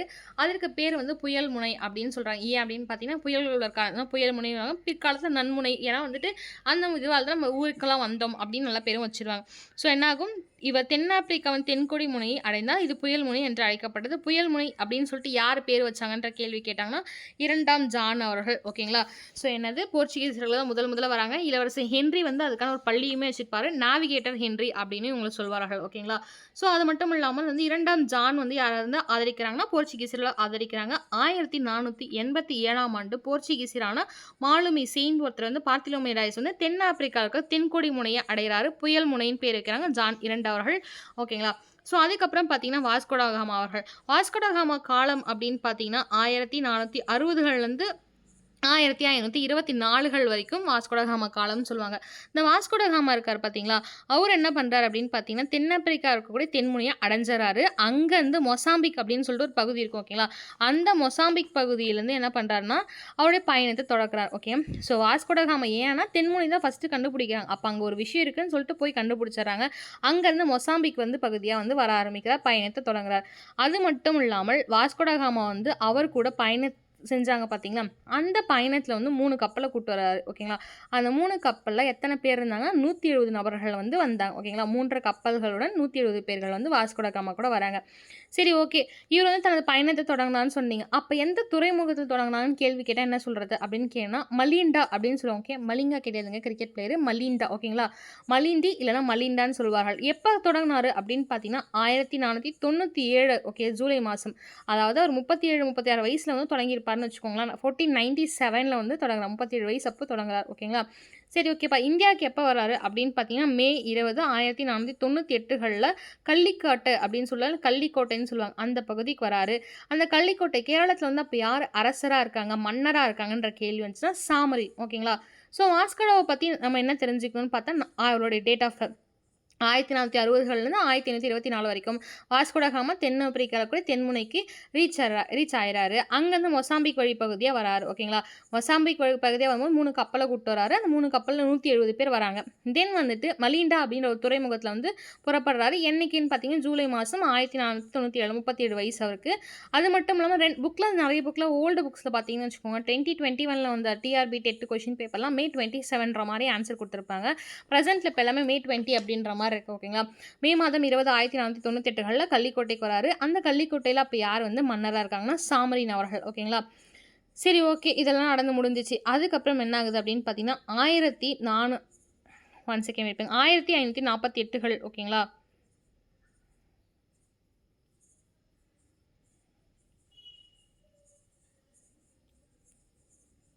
ஓகேங்க, ஒரு சின்ன கன்ஃபியூஷன் ஆயிடுச்சு. ஓகே, ஸோ மே மந்த் வந்து வராரு அப்படின்னு சொன்ன பார்த்தீங்களா. ஸோ மே மந்த் வந்துட்டு என்ன பண்ணுறாரு அப்படின்னு பார்த்தீங்கன்னா அதுக்கு அடுத்த மாதமே 1498 ஆகஸ்ட் மாதம் 29ஆம் நாள் என்ன பண்ணுறாரு, தன்னுடன் வந்தவர்களுடைய உயிரோடு இருந்த 53 மாலுமிகளுடன் 2 கப்பல்களில் இந்தியா சரக்குகளுடன் ஊர் திரும்பினர். அப்போ பாருங்கள், இந்த ஆள் என்ன பண்ணியிருக்காருன்னா, நம்ம பெருமையாக சொல்கிறோம், ஆக்சுவலாக நிறைய வந்துட்டு என்ன வாஸ்கோடகாமா இந்தியாவுக்கு வந்தடைந்தார், கொலம்பஸ் அவர்கள் இந்தியாவை கண்டுபிடித்தார்கள். எனக்கு புரியல, என்னத்தை அவர் கண்டுபிடிச்சாங்க, அவன் இருக்கிறத வந்து ரீச் ஆனாங்க, நம்ம போய் சொல்ல முடியுமா? அப்போ சோழர்கள் வந்துட்டு அந்த இந்தோனேஷியா போன்ற நாடுகளில் வந்து இங்கே பாபிலோன் போன்ற நாடுகளுக்கெல்லாம் வந்து சோழர்கள் வந்து வணிகம் செஞ்சாங்க. ஸோ நாங்கள் வந்து இத்தாலியை கண்டுபிடிச்சோம், எகிப்தை கண்டுபிடிச்சோம், பாபிலோனை கண்டுபிடிச்சோன்னு சொன்னால் ஒத்துப்பாங்களா? எனக்கு இந்த லாஜிக்கே நல்லாவே இல்லைங்க ஆக்சுவலாக வந்துட்டு. சரி ஓகே, நம்ம இதுக்குள்ளே போகலாம். ஸோ இப்போ பார்த்தீங்கன்னா வந்துட்டு ஆகஸ்ட் மாதம் 29ஆம் நாள் என்ன பண்ணுறாங்க, 1498 அவருக்கு 170 பேர் கூட வராங்க. ஆல்மோஸ்ட் பாதி பேருக்கு மேலே செத்து போயிடுறாங்க. ஸோ 100 பேருக்கு மேலே 120 பேர் நபர்கள் வந்து இறந்துடுறாங்க. வாஸ்கோடகாமாவும் அவருடன் இருக்கும் 53 பேருடன் என்ன பண்ணுறாங்க அப்படின்னா மாலுமிகளுடன் போகிறாங்க. 3 கப்பலில் வந்தவங்க ஒரே ஒரு கப்பல் அந்த 53 பேரும் போய் மீது 2 கப்பல் ஃபுல்லாக வந்து இந்திய பொருளோட ஸ்பைசஸ் மற்றும் இந்தியாவுக்கு விளைக்கக்கூடிய பொருட்கள் எல்லாத்தையும் 2 கப்பல் ரொப்ப வந்துட்டு என்ன பண்ணுறாரு, சரக்கு எடுத்துகிட்டு திரும்புகிறார் ஊருக்கு. அப்போ வந்து நம்ம ரொம்ப நல்லவங்களாக இருந்திருக்கோங்க, அதனால தான் ஏமாலி இருந்திருப்போம் போல். சரி ஓகே, அப்போ வாஸ்கோடகாமா என்ன பண்ணுறாரு, 1502 அக்டோபர் மாதம் 29ஆம் தேதி கப்பல்களுடன் 2வது முறையாக இந்தியா வராரு. ஸோ பாருங்கள், இருந்தாலும் ஒரு முறை வந்துட்டு மே மாதம் வராரு, ஆகஸ்ட்டில் ரிட்டர்ன் போகிறாரு, அந்த 2 கப்பலில் ஃபுல்லும் சரக்கோட போகிறாரு, இந்தியாவுடைய சரக்குகளோட போகிறாரு. திருப்பி என்ன பண்ணுறாரு, 1502 ஒரு 3-4 வருஷம் கேப்பில் 1998 போகிறாரு, 99 500 ஓகே 4 வருஷம் கேப்பில் அக்டோபர் மாதம் 29ஆம் தேதி மீண்டும் 2வது முறையாக இந்தியாவுக்கு வரார். சரி ஓகே, 2வது முறையாக வராரு, எங்கே வராருன்னு பார்த்தீங்கன்னா கண்ணனூரில் வந்து ஒரு வர்த்தக மையத்தை நிறுவுறாரு. அதுக்கப்புறம் பார்த்தீங்கன்னா கேலிக்கட்லையும் கொச்சின்லையும் வந்து சில பகுதிகளில் வர்த்தக மையத்தை நிறுவுறாரு. இது மட்டும் இல்லாமல் கொச்சின் வந்து போர்ச்சுகீசியர்களுடைய கிழக்கிந்திய கம்பெனியோட முதல் தலைநகரமாக கொச்சின் மாறுது. இந்த கேள்வி கேட்டிருக்காங்க. போர்ச்சுகீசியர்களோட முதல் தலைநகரம் எதுனா கொச்சின். அது மட்டும் இல்லாமல் எந்த இடத்துல வர்த்தகம் முதல்ல ஸ்டார்ட் பண்ணாங்க, கண்ணனூரில். ஓகேங்களா, அதுக்கப்புறம் 3வது முறையாக வாஸ்கோடகாமா வராரு 1824ஆம் ஆண்டு. இந்தியா வந்தபோது நோய்வாய்ப்பட்டு டிசம்பர் மாதம் 1824 கொச்சியிலேயும் காலமாகிறார். ஓகேங்களா, ஸோ அதனால் இப்போ இவ்வளோ சம்பாரிச்சிருந்தா திருப்பி இந்தியாவுக்கு வந்துட்டு இருப்பாங்க பாருங்கள். ஸோ டேட்டுன்னு பொறுத்த வரைக்கும் என்ன அப்படின்னா ஃபஸ்ட்டு 1497 வந்துட்டு ஜூலை மாதம் வந்து மலிண்டான்ற துறைமுகத்துலேருந்து கிளம்புவாங்க. அதுக்கப்புறம் மே மாதம் 20 1498 என்ன ஆகணும், காலிக்கட்டுக்கு வந்து அடைகிறாரு, சாம்பரின் வந்திருக்காரு. அதுக்கு அடுத்த மாதம் ஆகஸ்ட் மாதம் 29ஆம் தேதி வந்துட்டு 53 பேரோட 2 கப்பல் ஃபுல்லும் சரக்கு, ஒரு கப்பல் 53 பேர் சேர்ந்து கூப்பிட்டு போகிறாங்க. 2வது முறையாக எப்போ வந்தாங்கன்ற டேட் கேட்டால் அக்டோபர் மாதம் 29ஆம் தேதி 1802 2வது முறையாக வராங்க. ஒரு டைம் கூகுள் கூட செக் பண்ணிக்குவாங்க. கண்ணனூரில் வர்த்தகம் ஸ்டார்ட் பண்ணுறாங்க. டிசம்பர் மாதம் மீண்டும் 1824 வராங்க. ஆனால் அவர் நோய்வாய்ப்பட்டு இறக்கிறார். ஓகேங்களா, ஸோ இந்த பாயிண்ட்ஸில் எக்ஸ்ட்ரா பாயிண்ட்ஸ்லாம் படிச்சுக்கோங்க. அது மட்டும் இல்லாமல் போர்ச்சுகீசியர்கள் வந்து முதல்ல வராங்க 1498. அதுக்கப்புறம் பார்த்தீங்கன்னா வந்து இங்கிலீஷ் வராங்க டிசம்பர் மாதம் 21.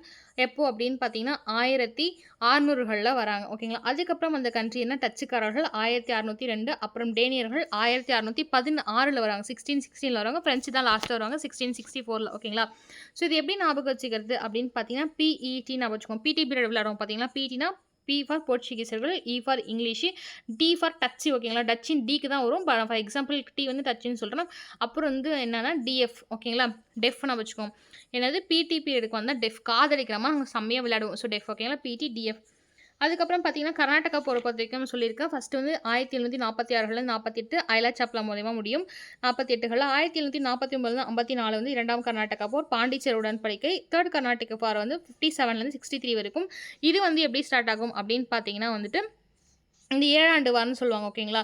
ஸோ பிளாசி போர் 1857 ஜூன் மாதம் 23ஆம் தேதி. பக்சார் போர் அக்டோபர் மாதம் 1866. மைசூர் போர்த்த பொறுத்தவரைக்கும் 67 to 69 முதல் மைசூர் போர். 2ஆம் மைசூர் போர் 80கள்லேருந்து 84.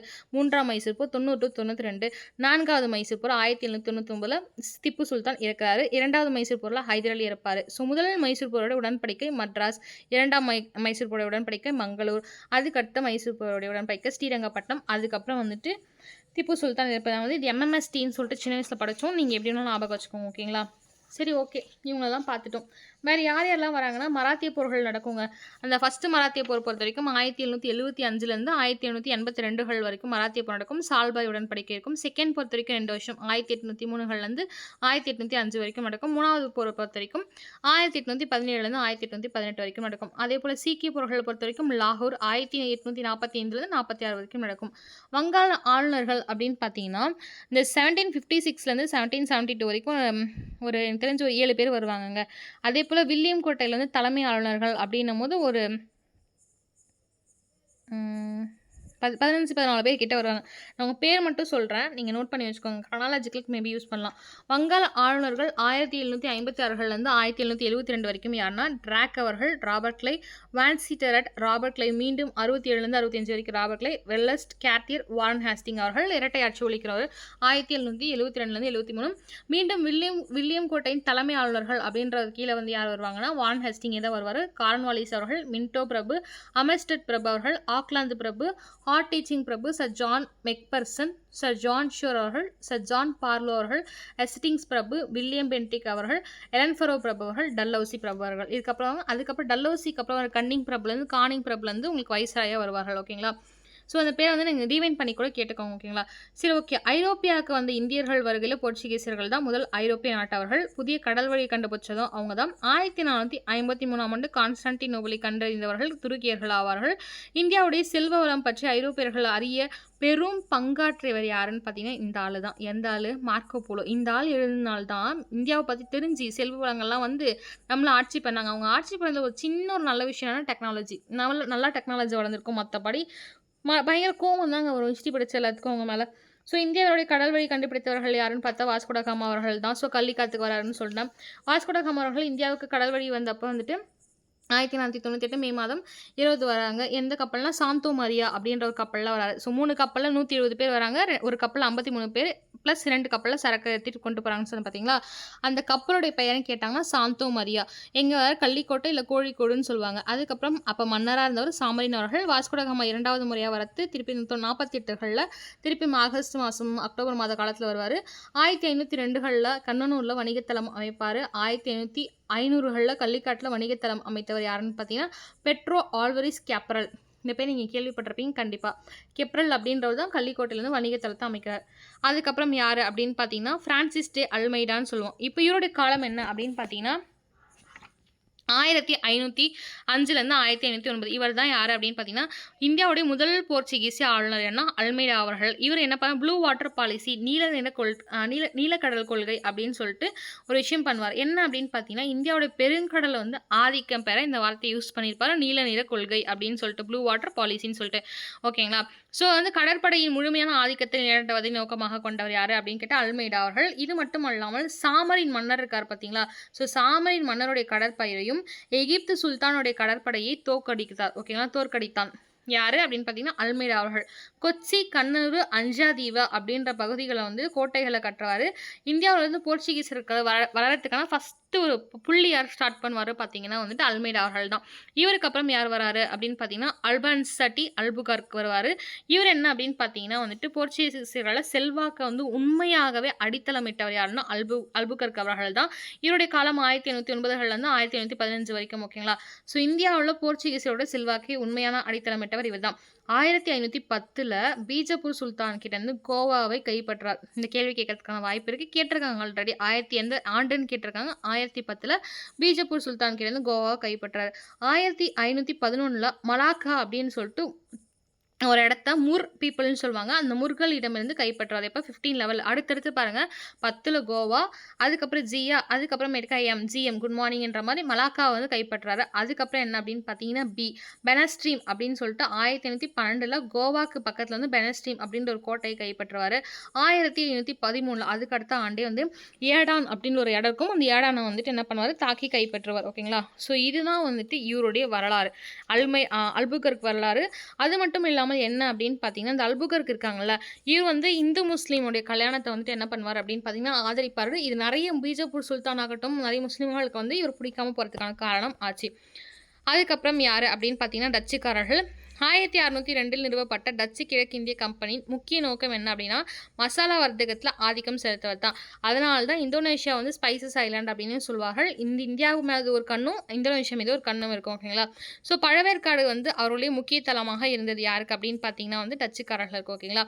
ஆனால் ஆங்கிலேயரிடையான பெடாரா போர் காரணமாக வந்துட்டு தோல்வியடைந்த பிறகு டச்சுக்காரர்கள் இந்தியா விட்டு இந்தோனேசியாவிற்கே திரும்பினார்கள். எப்போ, எந்த போரில்? பேட்டல் ஆஃப் பெடாரா அப்படின்ற ஒரு போர் எப்போ நடக்குதுன்னா 1759களில் நடக்குது. இந்த போரின் காரணமாக வந்து டச் பீப்புள் என்ன பண்ணுறாங்க, திருப்பி வந்து இந்தோனேஷியாவுக்கே போயிடுறாங்க. சரி, ஓகே. இதுக்கப்புறம் என்ன அப்படின்னு பார்த்தீங்கன்னா ஆங்கிலேயர்களும் பிரெஞ்சுக்காரர்களும். பிரிட்டிஷ் கிழக்கிந்திய கம்பெனி 1613 என்ன பண்ணுறாங்கன்னா சூரத் நகரில் முதல் நிரந்தர தொழிற்சாலை வர்த்தக மையத்தை நிறுவனாங்க. நல்லா பார்த்துக்கோங்க, இந்த கொஸ்டின் எங்கள் அகாடமி ஸ்டூடெண்ட் கூட கேட்டாங்க. நிரந்தர தொழிற்சாலை சங்கம் கேட்டால் சூரத். ஓகேங்களா. ஸோ ஃபஸ்ட்டுன்னு கேட்கல, பெர்மனண்ட்டான ஸ்டார்ட் பண்ண இடம் அப்படின்னு பார்த்தீங்கன்னா சூரத்தில் தான். ஓகேங்களா. எனது வர்த்தக மையம் எந்த ஆண்டுன்னு கேட்டாங்கன்னா 1613. ஓகேங்களா. ஸோ தஸ்தக் அப்படின்னா உங்களுக்கு முதலே சொல்லியிருப்பேன். 1717 வந்து முகலாய பேரரசான ஃபரூஷியாரிடம் வந்துட்டு என்ன பண்ணுறாங்க, இலவசமாக நாங்கள் வந்து வர்த்தகம் பண்ணிக்கிறோம், உங்களுக்கும் நான் கப்பம் கட்ட தேவை, நீங்கள் கட்ட தேவையில்லைன்னு சொல்லிட்டு ஸ்டார்ட் பண்ணது. இப்படி என்னமோ இப்படி தான் ஸ்டார்ட் பண்ணுவாங்க இலவசமாக. சரி, ஓகே. இலவச வர்த்தக உரிமை வந்து பெறாங்க, அதாவது தஸ்தக் அப்படின்னு சொல்வார்கள். இதன் மூலம் வரி செலுத்தாமல் வங்காளத்தில் வர்த்தகம் செய்ய அனுமதி கிடைத்தது. இந்த தஸ்தக் உரிமையை தவறாக பயன்படுத்தியதே வங்காள நவாப்புகளுக்கு ஆங்கிலேயருக்கும் இடையே மோதலுக்கு முக்கிய காரணமாக அமைந்தது. ஸோ நம்ம என்ன பண்ணுறோம், ரொம்ப நல்லவனாக இருந்ததுனால சரிப்பா நீ வந்து இன்னொரு நாட்டுக்காரன் நம்ம நீ எனக்கு நண்பனாக தான் இருவேன், நாங்களாம் வந்து எங்களுக்குள்ள தான் சண்டை போட்டுப்போம், அடுத்தவனை நல்லா நாங்கள் கவனிப்போன்ற கதையா நீ வந்துட்டு உனக்கு கொடுத்த ஒரு உரிமையை கரெக்டாக வந்து யூஸ் பண்ணியிருக்கணும். ஆனால் நீங்கள் எப்படி யூஸ் பண்ணியிருக்காங்க அப்படின்னு பார்த்தீங்கன்னா வரி செலுத்த தேவையில்லைன்னு சொன்ன ஒரு நட்புறவோடு சொன்னாங்கன்னா அதை வந்து மிஸ்யூஸ் பண்ணியிருக்காங்க. மிஸ்யூஸ் பண்ணதால என்ன ஆகுது, வங்காளத்தில் இருக்கக்கூடிய நவாபுகளுக்கும் வங்காளத்தில் இருக்கக்கூடிய அந்த சிறு தொழிலாளர் நோபல்ஸ்களுக்கும் வந்துட்டு இரிட்டேட் ஆகுது. ஸோ என்ன பண்ணுறாங்க, ஸோ அதனால சின்ன மோதல் ஸ்டார்ட் ஆகி கடைசியில் அவன் நாட்டையே பிடிச்சிருவான். இந்த கதை தான் இப்படி ஆகும். அதுக்கப்புறம் பார்த்தீங்கன்னா பிரெஞ்சு கிழக்கிந்திய கம்பெனி அப்படின்னும் போது 1664 கிட்டத்தட்ட ஆங்கிலேயர் வந்து 64 வருஷத்துக்கு அப்புறம் தான் ஃப்ரெஞ்சு பீப்புள் உள்ளே வருவாங்க இந்தியாவுக்குள்ளே. ஓகேங்களா. ஸோ பிரெஞ்சு அரசின் நேரடி ஆதரவில் நிறுவப்பட்டது இது அப்படின்னு பார்த்தீங்கன்னா வந்துட்டு இந்த டியூப்ளெக்ஸ் இருக்காரு பார்த்தீங்களா, அந்த டியூப்ளே தான் யாருன்னா ஃப்ரெஞ்சோடைய கவர்னர்.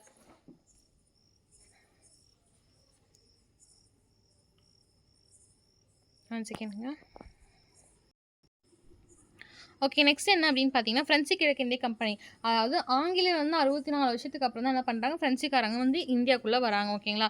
ஸோ இந்த டியூப்ளே அப்படின்ற உங்களுக்கே தெரியும், இந்த டியூப்ளே அவர்களால் தான் வந்து ஃப்ரெஞ்சு அப்படின்ற ஒரு விஷயமே நமக்கு தெரிய ஆரம்பிக்கும். இவர் கவர்னராக இருப்பார். முதல் கர்நாடக போரில் மிக குறைந்த ஒரு செல்வாக்கை கொண்ட படையை வச்சு மிகப்பெரிய ஆங்கில படையை வீழ்த்தியிருப்பார். ஸோ இவருடைய பெருமை வந்து நாடெங்கும் வந்து புகழெங்கும் பரவி இருக்கும். ஓகேங்களா. ஸோ இந்த டியூப்ளே வந்து யாருன்னா ஃப்ரெஞ்சோடைய அதிகபட்ச ஆதிக்கத்தை இன்ஃப்ளூயன்ஸை இந்தியா மீது செலுத்தணும் அப்படின்னு நினச்ச ஆள் தான் வந்து இவர் தான். இவருடைய கொள்கை அப்படின்னு பார்த்தீங்கன்னா நம்ம இந்த உள்ளூர் அந்த டொமஸ்டிக் பாலிசின்னு சொல்லுவாங்க, அந்த உள்ளூர் அந்த விவரங்கள்ல வந்து தலையிட்டதன் மூலம் நம்மளுடைய அரசியல் கொள்கை வந்து நம்ம பெற முடியும் அப்படின்னு நம்பினவர் தான் இந்த டியூப்ளே அவர்கள். இந்த கொள்கை தான் அவர் வகுத்தாரு அப்படின்னு சொல்லுவாங்க. ஸோ ஆங்கிலோ பிரெஞ்சு போட்டி அப்படின்னும் போது அதாவது ஆங்கிலேயருக்கும் பிரெஞ்சுக்கும் வந்து ரைவலரி ஸ்டார்ட் ஆகுது. ஓகேங்களா. ஸோ முதல் கர்நாடகா போர் பொறுத்த வரைக்கும் மேலேயே சொல்லியிருப்பேன், பிரெஞ்சுக்காரர்களுக்கு வந்து மெட்ராஸை கைப்பற்றிடுறாங்க. 46 48 வரைக்கும் முதல் கர்நாடகா போர் நடக்கும். அடையாறு போர்னு சொல்லுவாங்க. அந்த அடையாறு போர் செயின்ட் தோம் போர்னு சொல்வார்கள். எப்போ நடந்துச்சு அப்படின்னு பார்த்தீங்கன்னா 1746. டியூப்ளேவுடைய சிறிய பிரெஞ்சு படை என்ன பண்ணுது, கர்நாடக நவாப் அன்வருதீனுடைய பெரிய படையை தோற்கடிச்சது. ஐலா சாப்லான்ற உடன்படிக்கை போடுறாங்க 1748. ஐரோப்பாவில் போர் நின்றதால மெட்ராஸ் என்ன பண்ணுறாங்க, ஆங்கிலேயர்கிட்டையும் திருப்பி கொடுத்துறாங்க. ஸோ இது வந்து ஆசிரிய உரிமையுடைய வாரிசுரிமை போய் அங்கே ஸ்டார்ட் ஆகும், ரிஃப்ளெக்ஷன் சொல்லுவாங்க. அதே மாதிரி 3ஆம் கர்நாடக போர் வந்து 7 ஆண்டு போர்னு சொல்லுவாங்க. ஏன் அப்படின்னு பார்த்தீங்கன்னா அங்கே ஃப்ரெஞ்சு அந்த ஆக்சிஸ் பவர் அலைன்ஸ் பவர் நீங்கள் வந்து வேர்ல்டு ஹிஸ்ட்ரியில் படிச்சிருப்பீங்க, அவங்களுக்கு வந்து ஆப்போசிட்டில் அங்கே வந்துட்டு போட்டி நடந்துட்டு இருக்கிறதுனால இங்கேயும் அந்த போட்டி வந்து இங்கே காமிப்பாங்க. யார், ஃப்ரெஞ்சுக்காரனும் பிரிட்டிஷ்காரனும் இங்கே வந்து இந்த எப்படி சொல்கிறது, இந்த நெய்பர்ஹுட் இப்படி சும்மா வந்து இந்த ரென்ட்டுக்கு இருக்க வந்தவன் பார்த்தீங்களா இவங்க, அந்த மாரி இருக்கவங்க கடைசியில நாடு புடிச்சு நம்மளே வந்து இப்படி சண்டைக்கு போட ஆரம்பிச்சுட்டாங்க. ஸோ இங்க நீங்க ஞாபகம் வச்சுக்கக்கூடிய இது என்ன அப்படின்னு பார்த்தீங்கன்னா, பிரெஞ்சுக்காரர்கள் மெட்ராஸை கைப்பற்றினார்கள் அப்படின்ற விஷயம் ஞாபகம் வச்சுக்கணும். அடையார் போர் வந்து 1746, ஐலா சாப்லா 1748, ஆஸ்திரியா போருடைய ரிஃப்ளெக்ஷன் ஓகேங்களா? ஸோ 2ஆம் கர்நாடகா போர் பொறுத்தவரைக்கும் 1749லேருந்து 1754 வரைக்கும் வாரிசு போர் அப்படின்னு சொல்லுவார்கள். யாருக்கும் யாருக்குன்னா அன்வருதீன் இவங்களுடைய ஆதரவு யாருக்குன்னா ஆங்கிலேயருக்கு. பிரெஞ்சு வந்து யாருக்கு ஆதரவு கிடைக்குதுன்னா சந்தா சாஹிப் அவர்களுக்கு ஆதரவு தெரிவிக்கிறாங்க. ஸோ ஹைதராபாத்தோட நிசாம் பதவிக்கான போட்டிக்கான வந்து இந்த 2ஆம் கர்நாடகா போர் ஸ்டார்ட் ஆகும். ஸோ அப்படி முற்றுகை அப்படின்னு பார்க்கும்போது சியேஜ் ஆஃப் ஆர்காடு 1751களில் முற்றுகை பண்ணுறாங்க. ராபர்ட் கிளைவ் அவர்கள் ஆர்காட்டை வந்து கைப்பற்றி காக்குறாரு. ஸோ ஆங்கிலேயர்களிடம் வந்து இவருடைய புகழ் வந்து ஊரெங்கும் பரவ ஆரம்பிக்குது. ஸோ இந்த உடன்படிக்கை பிரெஞ்சு பாண்டிச்சேரி உடன்படிக்கை போட்டு 1754களில் 2ஆம் கர்நாடகா போர் ஸ்டாப் பண்ணுவாங்க. ஸோ டியூப்ல என்ன பண்ணுறாங்க, எப்பா நீ சாதிச்சதெல்லாம் போதும், நீ திருப்பி வந்து ஃப்ரெண்ட்ஸுக்கே வந்துரு அப்படின்னு சொல்லிட்டு என்ன பண்ணுறாங்க, ஃப்ரெண்ட்ஸுக்கே கூப்பிட்டுறாங்க. இந்தியாவில் ஃப்ரெண்ட்ஸோடைய ஆதிக்கம் இந்த இடத்துல விழ ஆரம்பிக்குது ஓகேங்களா? ஸோ 3ஆம் கர்நாடகா பொறுத்த வரைக்கும் 1756லேருந்து 1763 வரைக்கும் 3ஆம் கர்நாடகா போர் நடக்கும். ஸோ வந்தவாசி போர் வந்து 7 ஆண்டு போருடைய தாக்கம், ஐரோப்பா நடந்த 7 ஆண்டு போருடைய தாக்கம் விளைவு தான் 3ஆம் கர்நாடகா வார்னு சொல்லுவோம். ஸோ அது மட்டும் இல்லாமல் இந்த இடத்துல வந்தவாசி போர் நடக்குது. எப்படி வந்து முதல்ல வந்து அடையார் போர் நடந்துச்சு, இங்கே வந்தவாசி போர் 1760கள் நடந்துச்சு.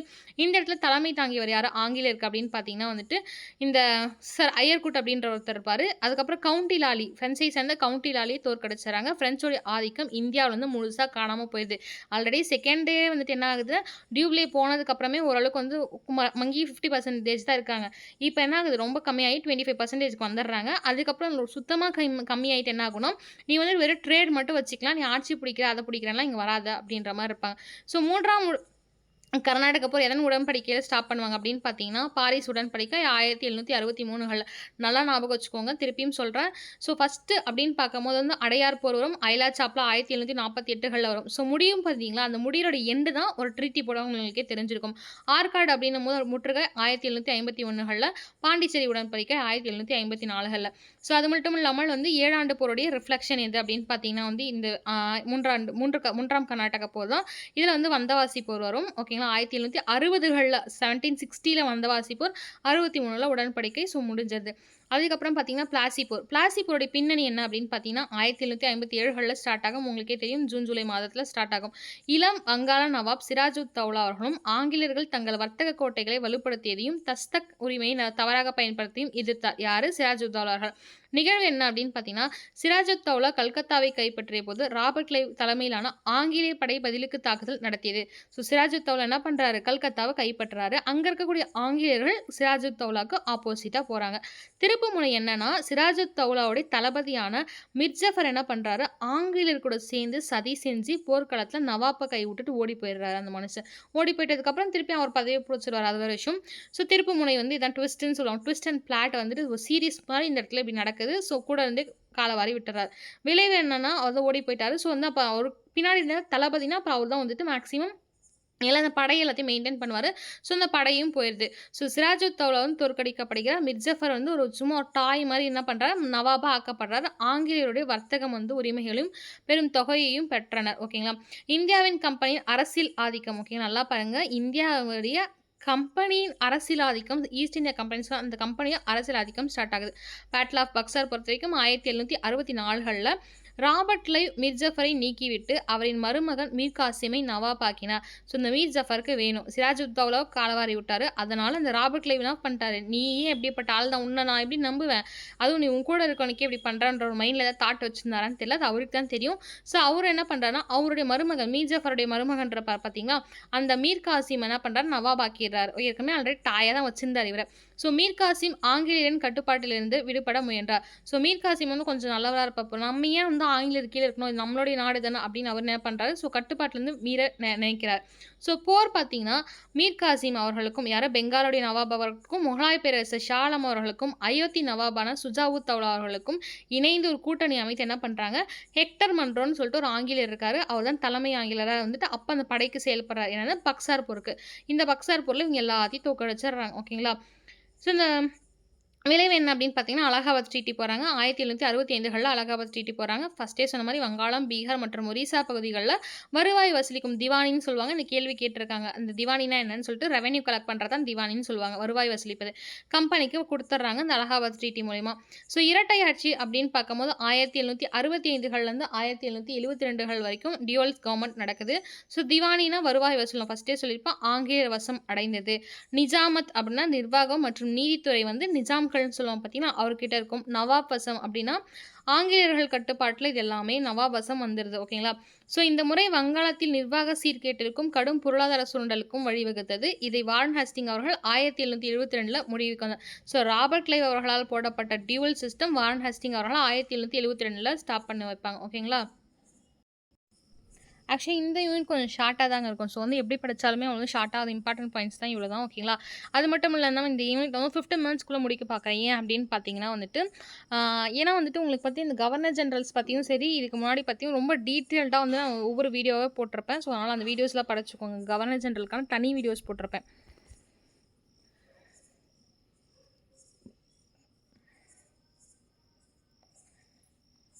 ஸோ அப்புறம் பார்த்தீங்கன்னா கீ பாலிசிஸ் அப்படின்னு பார்த்தீங்கன்னா கவர்னர் ஜெனரல்ஸ் தான். யார் அப்படின்னு பார்த்தீங்கன்னா கார்ன்வாலிஸ் அவர்கள் 1786லேருந்து 1793 வரைக்கும்.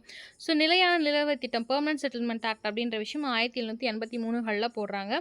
ஸோ நிலத்துடைய நிரந்தர உரிமையாளர்கள் யார் அப்படின்னு பார்த்தீங்கன்னா ஜமீன்தார்ஸ் தான் அப்படின்னு சொல்லிட்டு அறிவிச்சிடுறாங்க. ஸோ நிலவரி தொகையை வந்து அரசாங்கத்திற்கு நிரந்தரமாக நிர்ணயம் செய்தார்கள். ஸோ நிலத்திலேருந்து வரக்கூடிய அந்த பணத்தையும் தொகையையும் அரசாங்கம் கவர்மெண்ட்டுக்கு என்ன பண்ணுறாங்க பெர்மனண்ட்டாக செஞ்ச முறை தான் கார்ன்வாலிஸோடைய நிரந்தர பெர்மனன்ட் செட்டில்மெண்ட் ஆக்ட். இந்த கார்ன்வாலிஸ் கூட இன்னொருத்தர் யார் சேர்ந்து போட்டாங்க அப்படின்னா ஷோர் அவர்கள் இருப்பாங்க. ஓகேங்களா? ஜேம்ஸ் ஷோர்னு சொல்லுவாங்க. அந்த ஷோர் அவர்கள் தான் சேர்ந்து இந்த ஒரு அந்த எப்படி சொல்கிறது ப்ளூ பிரிண்டர்னு சொல்லுவாங்க பார்த்தீங்களா, அந்த மாதிரி இந்த விஷயத்தை பண்ணலாம் அப்படின்னு சொல்லிட்டு வரைபடத்தை கொடுத்தது யாருன்னா ஜேம்ஸ் அந்த ஷோர் அவர்களும் கார்ன்வாலிஸ் தான். ஸோ விளைவு என்ன அப்படின்னு பார்த்தீங்கன்னா ஜமீன்தாரர்கள் ஒரு புறம் செல்வந்தர்களாக மாறினர், மறுபுறம் உண்மையான விவசாயிகள் ஜமீன்தார்களின் சுரண்டலுக்கு ஆளாகினர். ஸோ என்னன்னா இப்போ இந்த இடத்துல உன்னுடைய நலமாக இருக்கலாம், உன்னுடைய உரிமையாக இருக்கலாம். ஸோ ஓகே தப்பில்லை. அந்த நிலத்தில் ஒரு 10% இல்லை 100%னா உனக்கு வந்துட்டு ஒரு 30% கொடுக்கணும். அந்த அரசாங்கத்துக்கு ஒரு 30% கொடுக்கணும். அப்போ மீதி இருக்குது ஒரு 40% இருந்துச்சுன்னா அந்த குடும்பத்துக்கும் ஒரு 20% வச்சு அந்த மீதி இருக்க 20% திருப்பி அவன் அந்த பயிரை வந்துட்டு அவன் வாங்கி விவசாயம் பண்ணும். அப்போ ஒரு அங்கே ப்ராஃபிட்ன்றது இந்த நார்மலாக இப்போ ரொட்டீன்லேயே ப்ராஃபிட் இல்லை. ஆனாங்க நீங்கள் என்ன பண்ணிட்டீங்க பெர்மனெண்ட்டாக வந்து நிரந்தரமாக கொடுத்துட்டா அவனுக்கு எதுவுமே இல்லை. நீங்கள் ஒரு சுரண்டுறீங்க, ஜமீன்தார் ஒன்று சுரண்டுறாங்க, ஒன்றுமே இல்லாமல் அவன் எப்படி விவசாயம் பண்ணுவான்? ஸோ வழி இல்லைல்ல. இந்த மாதிரி ஒரு கேவலமான ஒரு சிஸ்டத்தை போடுறாங்க. ஓகேங்களா? ஸோ எங்கே பெங்கால், ஒரிசா, வங்காளம் போன்ற இடங்களில். ஸோ நெக்ஸ்ட் என்ன பண்ணுறாங்கன்னு பார்த்தா குடிமை பணி சீர்திருத்தங்கள் சிவில் சர்வீஸ்ன்னு சொல்லுவாங்க. அந்த சிவில் சர்வீஸ் சீர்திருத்தங்கள்லாம் வந்து இவருடைய காலத்தில் இருந்து இருக்குது. ஸோ லஞ்ச ஒழிப்பு மற்றும் இந்திய நிர்வாகத்தை அதாவது அதிக ஊதியங்கள்னு சொல்லுவாங்க பார்த்தீங்களா, இந்திய நிர்வாகத்தில் கூடிய அதிக ஊதியத்துடன் சீரமைத்தார்கள். இவரே இந்திய குடிமை பணியின் தந்தை, father of Indian civil service அப்படின்னு சொல்லி யார் அழைச்சாங்கன்னா கார்ன்வாலிஸ் அவர்களை. சரி ஓகே இவர் வந்து வராரு எந்த ஆண்டு அப்படின்றத ஞாபகம் வச்சுக்கொள்ளுங்க. 1786லேருந்து பெர்மனன்ட் செட்டில் வரைக்கும் இருக்கார். ஓகேங்களா? 6 to 3 வரைக்கும் இருக்கார். வெல்லஸ்லி அவர்கள் வராரு. இவர் வந்து 1798 நான் ஃபஸ்ட்டே சொன்ன மாதிரி 5 ஆண்டு காலத்தில் 1798லேருந்து 1805 வரைக்கும் வரார். துணைப்படை திட்டம் அப்படின்னு சொல்வார்கள், சப்சிடரி அலைன்ஸ். ஓகேங்களா? இந்த சப்சிடரி அலைன்ஸ் பொறுத்த வரைக்கும் நோக்கம் அப்படின்னு பார்த்தீங்கன்னா பிரெஞ்சு வந்து என்னங்கன்னா அபாயத்தை தடுத்து இந்தியாவின் அனைத்து சுதேச அரசுகளையும் ஆங்கிலேயரின் கட்டுப்பாட்டில் கொண்டு வருதல். ஸோ என்ன ஆகுது? ஸோ சப்சிடரி அலைன்ஸ்னால் ஃப்ரெண்ட்ஸு ஒருத்தர் வந்து இருக்கான், அவன் ஆல்ரெடி வந்து மூட்டை முடிச்சுலாம் கட்டிட்டு போயாச்சு. ஆக்சுவலாக செகண்ட் அப்போ முடிஞ்சு செகண்டு கர்நாடிக் தேர்டு கர்நாடிக் வரும்போது ஆல்மோஸ்ட் வந்து போயாச்சு. அப்போ இந்த வர்த்தகம் மட்டும் பேலன்ஸ் இருக்கும். அதையுமே இவங்க என்ன பண்ண நினச்சாங்கன்னு தெரியல. மேபி வந்துட்டு அவங்களுடைய அபாயத்தை தடுத்து மொத்தமும் வந்து இந்தியாவுடைய அனைத்து சுதேச அரசுகளையுமே அவங்கள ஆங்கிலேயருடைய கட்டுப்பாட்டத்தில் வச்சுக்க யோசிக்கிறாங்க. இதில் துணைப்படை திட்டத்தில். ஸோ ஓகே இதனுடைய விதிமுறைகள் அப்படின்னு சொல்லும்போது என்னென்னா இந்திய அரசு தனது சொந்த படையை கலைத்துவிட்டு ஆங்கில படையை அதன் செலவில் வைத்துக் கொள்ள வேண்டும். நான் முதலே சொன்ன மாதிரி தான். என்ன அப்படின்னா வந்து ஒரு மன்னர் இருக்கான்னா அந்த தளபதிக்கு தெரியும் என்னென்ன படை இருக்குது, எத்தனை பேர் இருக்காங்க, எவ்வளோ சம்பளம் கொடுக்கணும், அவங்க பழகினவங்களுக்கு தெரியும் எப்படி வந்து அதை வந்து மாற்றணும். அதெல்லாம் விட்டுறணுமா. விட்டுட்டு இவங்க வந்து ஒரு 100 பேர் அப்பாயின்ட் பண்ணுவாங்கன்னா அந்த 100 பேருக்கான சம்பளம் சாப்பாடு கீப்பாடு நீங்கள் தான் தரணும். உங்களை பாதுகாக்கிறதுக்கு சேர்த்து எங்களுக்கு வந்து ரிவார்ட்ஸும் தரணும் அப்படின்னு சொல்லிடுறாங்க. ஓகேங்களா? ஸோ இது ஒரு சிஸ்டம். நெக்ஸ்ட் என்னென்னு பார்த்தீங்கன்னா தலைநகரில் ஒரு ஆங்கில பிரதிநிதியை அனுமதிக்க வேண்டும். ஸோ ரெசிடென்ஷியல் ஏரியான்னு சொல்லுவாங்க. அந்த மாதிரி வந்து ஒவ்வொரு தலைநகரம் ஒரு ஆங்கில பிரதிநிதி வந்து இருப்பாங்களாம். அதுக்கு அடுத்த பாயிண்ட்டு ஆங்கிலேயரின் அனுமதி இல்லாமல் மற்ற ஐரோப்பியர்கள் அல்லது அயல் அரசுகளுடன் எந்த தொடர்பும் கொள்ளக்கூடாது. பாருங்க, எவ்வளோ ஒரு வர்ஸ்ட்டான விஷயம். ஆக்சுவலா வந்து எனக்கு இப்பலாம் வந்துட்டு நிஜமாவே சொல்றேங்க. இது வந்து சின்ன ஒரு டாக்கிங்ன்னு கூட வச்சுக்கோங்க.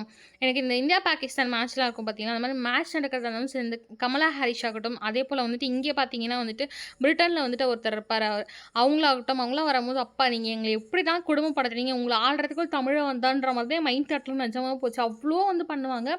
பட் ஆனா என்ன அப்படின்னு பார்த்தீங்கன்னா, ரயில்வே ஆகட்டும், அவர்கள் வந்து கண்டுபிடிச்ச அந்த அணைகள் ஆகட்டும், கரிகாலன் அணை ரொம்ப சிறந்த அணை. அதேபோல அந்த ஸ்டாலின்லாம் இருப்பாரு. அந்த அவரெல்லாம் உருவாக்கப்பட்ட அந்த அணையாகட்டும், இந்த மாரி நெறைய விஷயம் இருக்கும். ஸோ புக் ஆகட்டும், வெஸ்டர்னைசேஷன், மாடர்னைசேஷன் ஆகட்டும், கல்விகளாகட்டும், அதுவும் இல்லாமல் வந்து ஆங்கிலேயர்கள் பொறுத்தவரை அந்த அளவுக்கு பெருசா வந்துட்டு ரொம்ப கொடுமை பண்ணுவாங்க பெண்கள. அவங்க வந்து குவீன தான் வந்து எப்படின்னா வந்து பெரிய ஆளா பார்ப்பாங்க. ஓகே. கிங்கோட ஓகேங்களா? ஸோ அதனால வந்துட்டு ஒரு பெருசா வந்து ஒரு இது இருக்குங்க.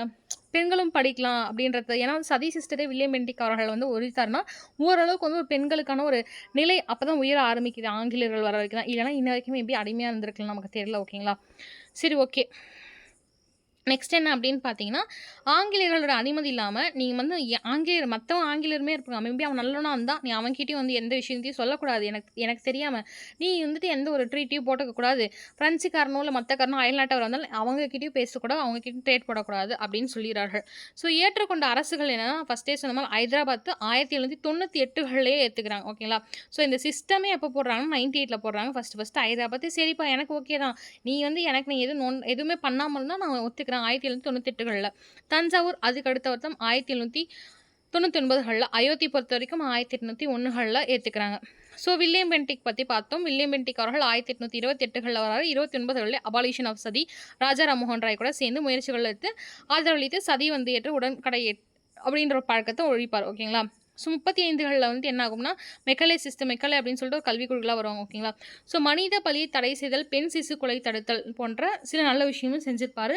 கல்வி சீர்திருத்தம் பொறுத்த வரைக்கும் 1835களில் மெக்கலேவின் நிமிடம்னு சொல்லுவாங்க. மெக்கலேஸ் மினிட்னு சொல்லுவாங்க. அதை அடிப்படையில் கொண்டு ஆங்கில கல்வி வந்து உயர்கல்வியையும் மொழியாக அறிவித்தார்.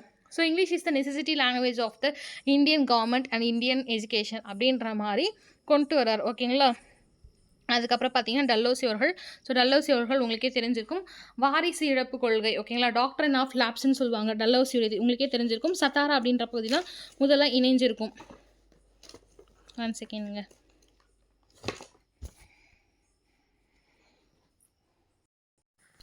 ஓகேங்க. டாக்டர் ஆஃப் லேப்ஸ் வரைக்கும் உங்களுக்கே தெரியும். ஸோ பயாலஜிக்கல் ஹையர்ஸ் இருந்தால் மட்டும்தான் வந்துட்டு, அதாவது ஒரு அரசன் இருக்கான் அப்படின்னு பார்த்தீங்கன்னா, அவனுக்கு வந்து ஒரு மகன் இருந்தால் மட்டுமே வந்து அடுத்த அரசனாக பதவி ஏற்க முடியும். மகள் இருந்தாலும் ஒத்துக்கப்படாது.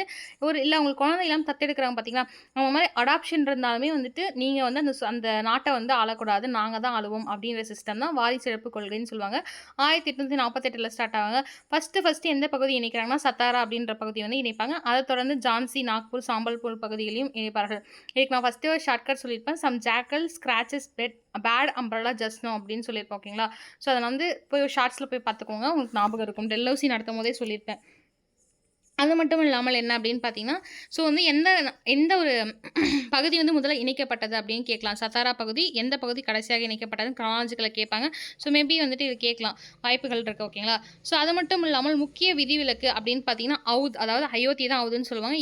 AWDHன்னு சொல்லுவாங்க, இல்லை OUDHன்னு கூட சொல்லுவாங்க. இதை வந்து 1856களில் இந்த விதிவிலக்கு எதுவுமே செட் ஆகலை. பட் இருந்தாலும் இந்த அயோத்தியை வந்துட்டு இணைச்சிடுறாங்க. என்ன பேர் சொல்லி இணைக்கிறாங்கன்னா மிஸ்கவர்னன்ஸ். நீங்கள் வந்து நிர்வாக குறைபாடு காரணத்தினால் இந்த வாரிசு இழப்பு கொள்கையில் வந்து இணைக்கிறவங்கள அப்படின்னு சொல்லிட்டு ஒரு காரணத்தை சொல்லி இணைச்சிடுறாங்க. இந்த இணைப்பின் காரணம் தான் 57 இணைக்கப்பட்டது. 57 ஒரு பெரும் புரட்சிக்கு முக்கிய காரணமாக ஒரு பிரைமரி காரணமாக இருக்கும். பிறகு தான் தோட்டாக்கள் காரணமாகவும் அந்த இதெல்லாம் வந்து ரீசனாக இருக்கலாம். இந்த அவுது பகுதியில் மிஸ்கவர்னன்ஸ் என்ற பெயரால் தான் இணைப்பாங்க. அங்கே வந்து வாரிசு உரிமை அப்படின்ற ஒரு விஷயமே வராது. அந்த ராணி அவங்களுக்கு வந்து ஒரு பையன் இருப்பாங்க. அவர் தான் வந்து ஆட்சியும் செய்து கொண்டிருப்பார். சீர்திருத்தங்கள் பார்க்கும்போது ரயில் போக்குவரத்து 1853களில் பம்பாய் முதல் தானேவுக்கு இந்தியாவுடைய முதல் ரயில் பாதை வந்து இங்கே தான் அமைச்சிருப்பாங்க. தந்தி சேவை இவரால் தான் தொடங்கப்பட்டிருக்கும். அறிமுகப்படுத்தியவர். தபால் சீர்திருத்தமும் இவரால் தான் தொடங்கப்பட்டிருக்கும், அமைக்கப்பட்டிருக்கும். அரை அணா அஞ்சல், அதாவது அரணான்னு சொல்லுவாங்க பார்த்தீங்களா, அரணா, கால்னா, 4 பைசா, 2 பைசா அந்த மாதிரி இருக்கு பார்த்தீங்களா, அந்த மாதிரி அரை அணா அஞ்சல் கட்டணத்தை அறிமுகப்படுத்தியவர் இவர் தான். ஸோ உட்கல்வி டிஸ்பேட்ச் ஓகேங்களா. மெக்கலேஸ் வந்து மினிட் அப்படின்னு பார்த்தீங்கன்னா நீங்கள் 1835 34 வரும். அதே ஊட்ஸ் டிஸ்பேட்ச்னா 1854 டல்லௌசி பீரியடில் வரும் ஓகேங்களா. அதே போல் வாய் சிறப்பு கொள்கை அப்படின்னா 1848 வச்சுக்கோங்க. இந்தியாவின் கல்வி மகா சாசனம் என்று அழைக்கப்பட்டது உல்ஸ் டிஸ்பாச் அவர்கள் தான் ஓகேங்களா. இந்த ஊட்டோடைய கல்வி அறிக்கை தான் இந்தியாவுடைய மகா சாசனம் அப்படின்னு சொல்கிறாங்க ஓகேங்களா. ஸோ ஓகே, இப்போ கொஸ்டின் ஆன்சர் செக்ஷனுக்கு போகலாம். முதல் கேள்வி, இந்தியாவில் பிரெஞ்சு பேரரசுக்கு அடித்தளமிட்டவர் மற்றும் ஐரோப்பிய இராணுவ முறைகளை இந்திய படைகளுக்கு அறிமுகப்படுத்தியவர் யார் அப்படின்னு கேட்டிருக்கோம் ஓகேங்களா. ஸோ யார் அப்படின்னு பார்த்தீங்கன்னா ஜோசப் பிராங்கோ டியூப்ளி அவர்கள். ஸோ பிரெஞ்சுனாவே டியூப்ளி அவர்கள் தான். அல்மெய்டா அவர்களும் அந்த அல்புபக்கர் அவர்களும் முன்னாடியே வந்துடுவாங்க. கவுண்டி லாலி அவர்களும் வந்து தளபதியாக தான் இருப்பார் ஓகேங்களா. ஸோ இரண்டாவது கேள்வி, நிரந்தர நிலவரி திட்டத்தில் அதாவது பெர்மனன்ட் செட்டில்மெண்ட் ஜமீன்தாரர்களுக்கு அரசாங்கத்திற்கும் செலுத்த வேண்டிய மொத்த வரியில் எவ்வளவு பங்கு நிரந்தரமாக நிர்ணயிக்கப்பட்டதுன்னா 11ல் 10 பங்கு. ஒரே பங்கு தாங்க. அப்போ அது என்ன பண்ணுறது, 11ல் 10 பங்கு அரசாங்கத்திற்கும் 1 பங்கு ஜமீன்தாரர்களுக்கும். அப்போ இன்னும் ஒன்றுமே இல்லை, 0. நான் எதுக்கு போய் இவ்வளோ கஷ்டப்பட்டு வேர்த்து கஷ்டப்பட்டு கஞ்சோ கூட குடிச்சிட்டு எதுக்கு அவங்க வேலை செய்யணும், பாவம் இல்லை. ஸோ அதுக்கடுத்த கேள்வி பாருங்கள், கீழ்கண்டவற்றில் துணைப்படை திட்டத்தின் முக்கிய அம்சங்கள் ஒன்று அல்லாதது எது. ஸோ சப்சிடரி அலைன்ஸ்னு சொல்லியிருக்கோம், அதில் எது முக்கியம் இல்லை அப்படின்னு பார்த்தீங்கன்னா, சுதேச அரசு தங்கள் நாட்டை ஆங்கிலேயருக்கு முழுமையாக ஒப்படைக்க வேண்டும், இது வாரிசிறப்பு கொள்கையின் விளைவு, துணைப்படை திட்டத்துடைய கொள்கையோட விளைவு இல்லை அப்படின்னு சொல்லி. அப்போ என்ன சப்சிடரி அலைன்ஸ் சொல்லி விளைவு அப்படின்னு பார்த்தீங்கன்னா, முதல்ல பாருங்கள், ஆங்கிலேய படைகளின் செலவை சுதேச அரசு ஏற்க வேண்டும். ஆமாம், கரெக்டாக. சுதேச அரசு ஆங்கிலேயரின் அனுமதி இல்லாமல் போரில் ஈடுபடக்கூடாது. கரெக்டாக. சுதேச அரசு ஆங்கிலேயரின் அனுமதி இல்லாமல் மற்ற ஐரோப்பியர்களை பணியமர்த்தவும் கூடாது. கரெக்டு. ஸோ அப்போ டி மட்டும்தான் வாரிசிலப்பு கொள்கை, டாக்டரின் ஆஃப் லேப்ஸ் கூட வந்து எப்படி சொல்கிறது செட் ஆகும். ஸோ இது மூணுமே வந்து சப்சிடரி அலைன்ஸ்க்கு செட் ஆகும். அதுக்கடுத்து கேள்விப்பாங்க, எந்த ஆங்கிலோ மராத்திய போருக்கு பிறகு பேஷ்வா பதவி ஒழிக்கப்பட்டு பேஷ்வா 2ஆம் பாஜிராவ் கான்பூரில் உள்ள பித்தாருக்கு அனுப்பப்பட்டார். ஸோ இந்த கேள்வி வேறு மாதிரியும் கேட்கலாம். எந்த ஆங்கிலோ மராத்திய போர் அப்படின்ற வர இடத்துல இவங்க என்ன கொடுக்கலாம், 3ஆம் ஆங்கில மராத்திய போருக்கு பிறகு பேஷ்வா பதவி ஒழிக்கப்பட்டு பேஷ்வா 2ஆம் பாஜிராவ் கான்பூரிலேருந்து எந்த ஊருக்கு அனுப்பப்பட்டார் அப்படின்னு கேள்விகள் கேட்கலாம். எந்த ஊருக்கு, பித்தூருன்னு சொல்லுவாங்க ஓகேங்களா. அந்த பித்தூருக்கு அனுப்புகிறாங்க. யாருன்னா 2ஆம் பாஜிராவ் கான்பூர்லேருந்து பித்தூருக்கு அனுப்புகிறாங்க. என்னது, 3ஆம் ஆங்கிலோ மராத்திய போர் ஓகேங்களா. இப்போனா 1817 1818 வரைக்கும் முதல் ஆங்கிலோ மராத்திய போர் 1775 1782 வரைக்கும். 2ஆம் ஆங்கில போர் 1803 1805 வரைக்கும். இந்த போர்லாம் வந்து கொஞ்சம் இயர் ஞாபகம் வச்சுக்கோங்க. ஸோ இதுக்கு முன்னாடி கொஞ்சம் கொஷின்ஸ் இருக்குது, அதை பார்த்தலாம்.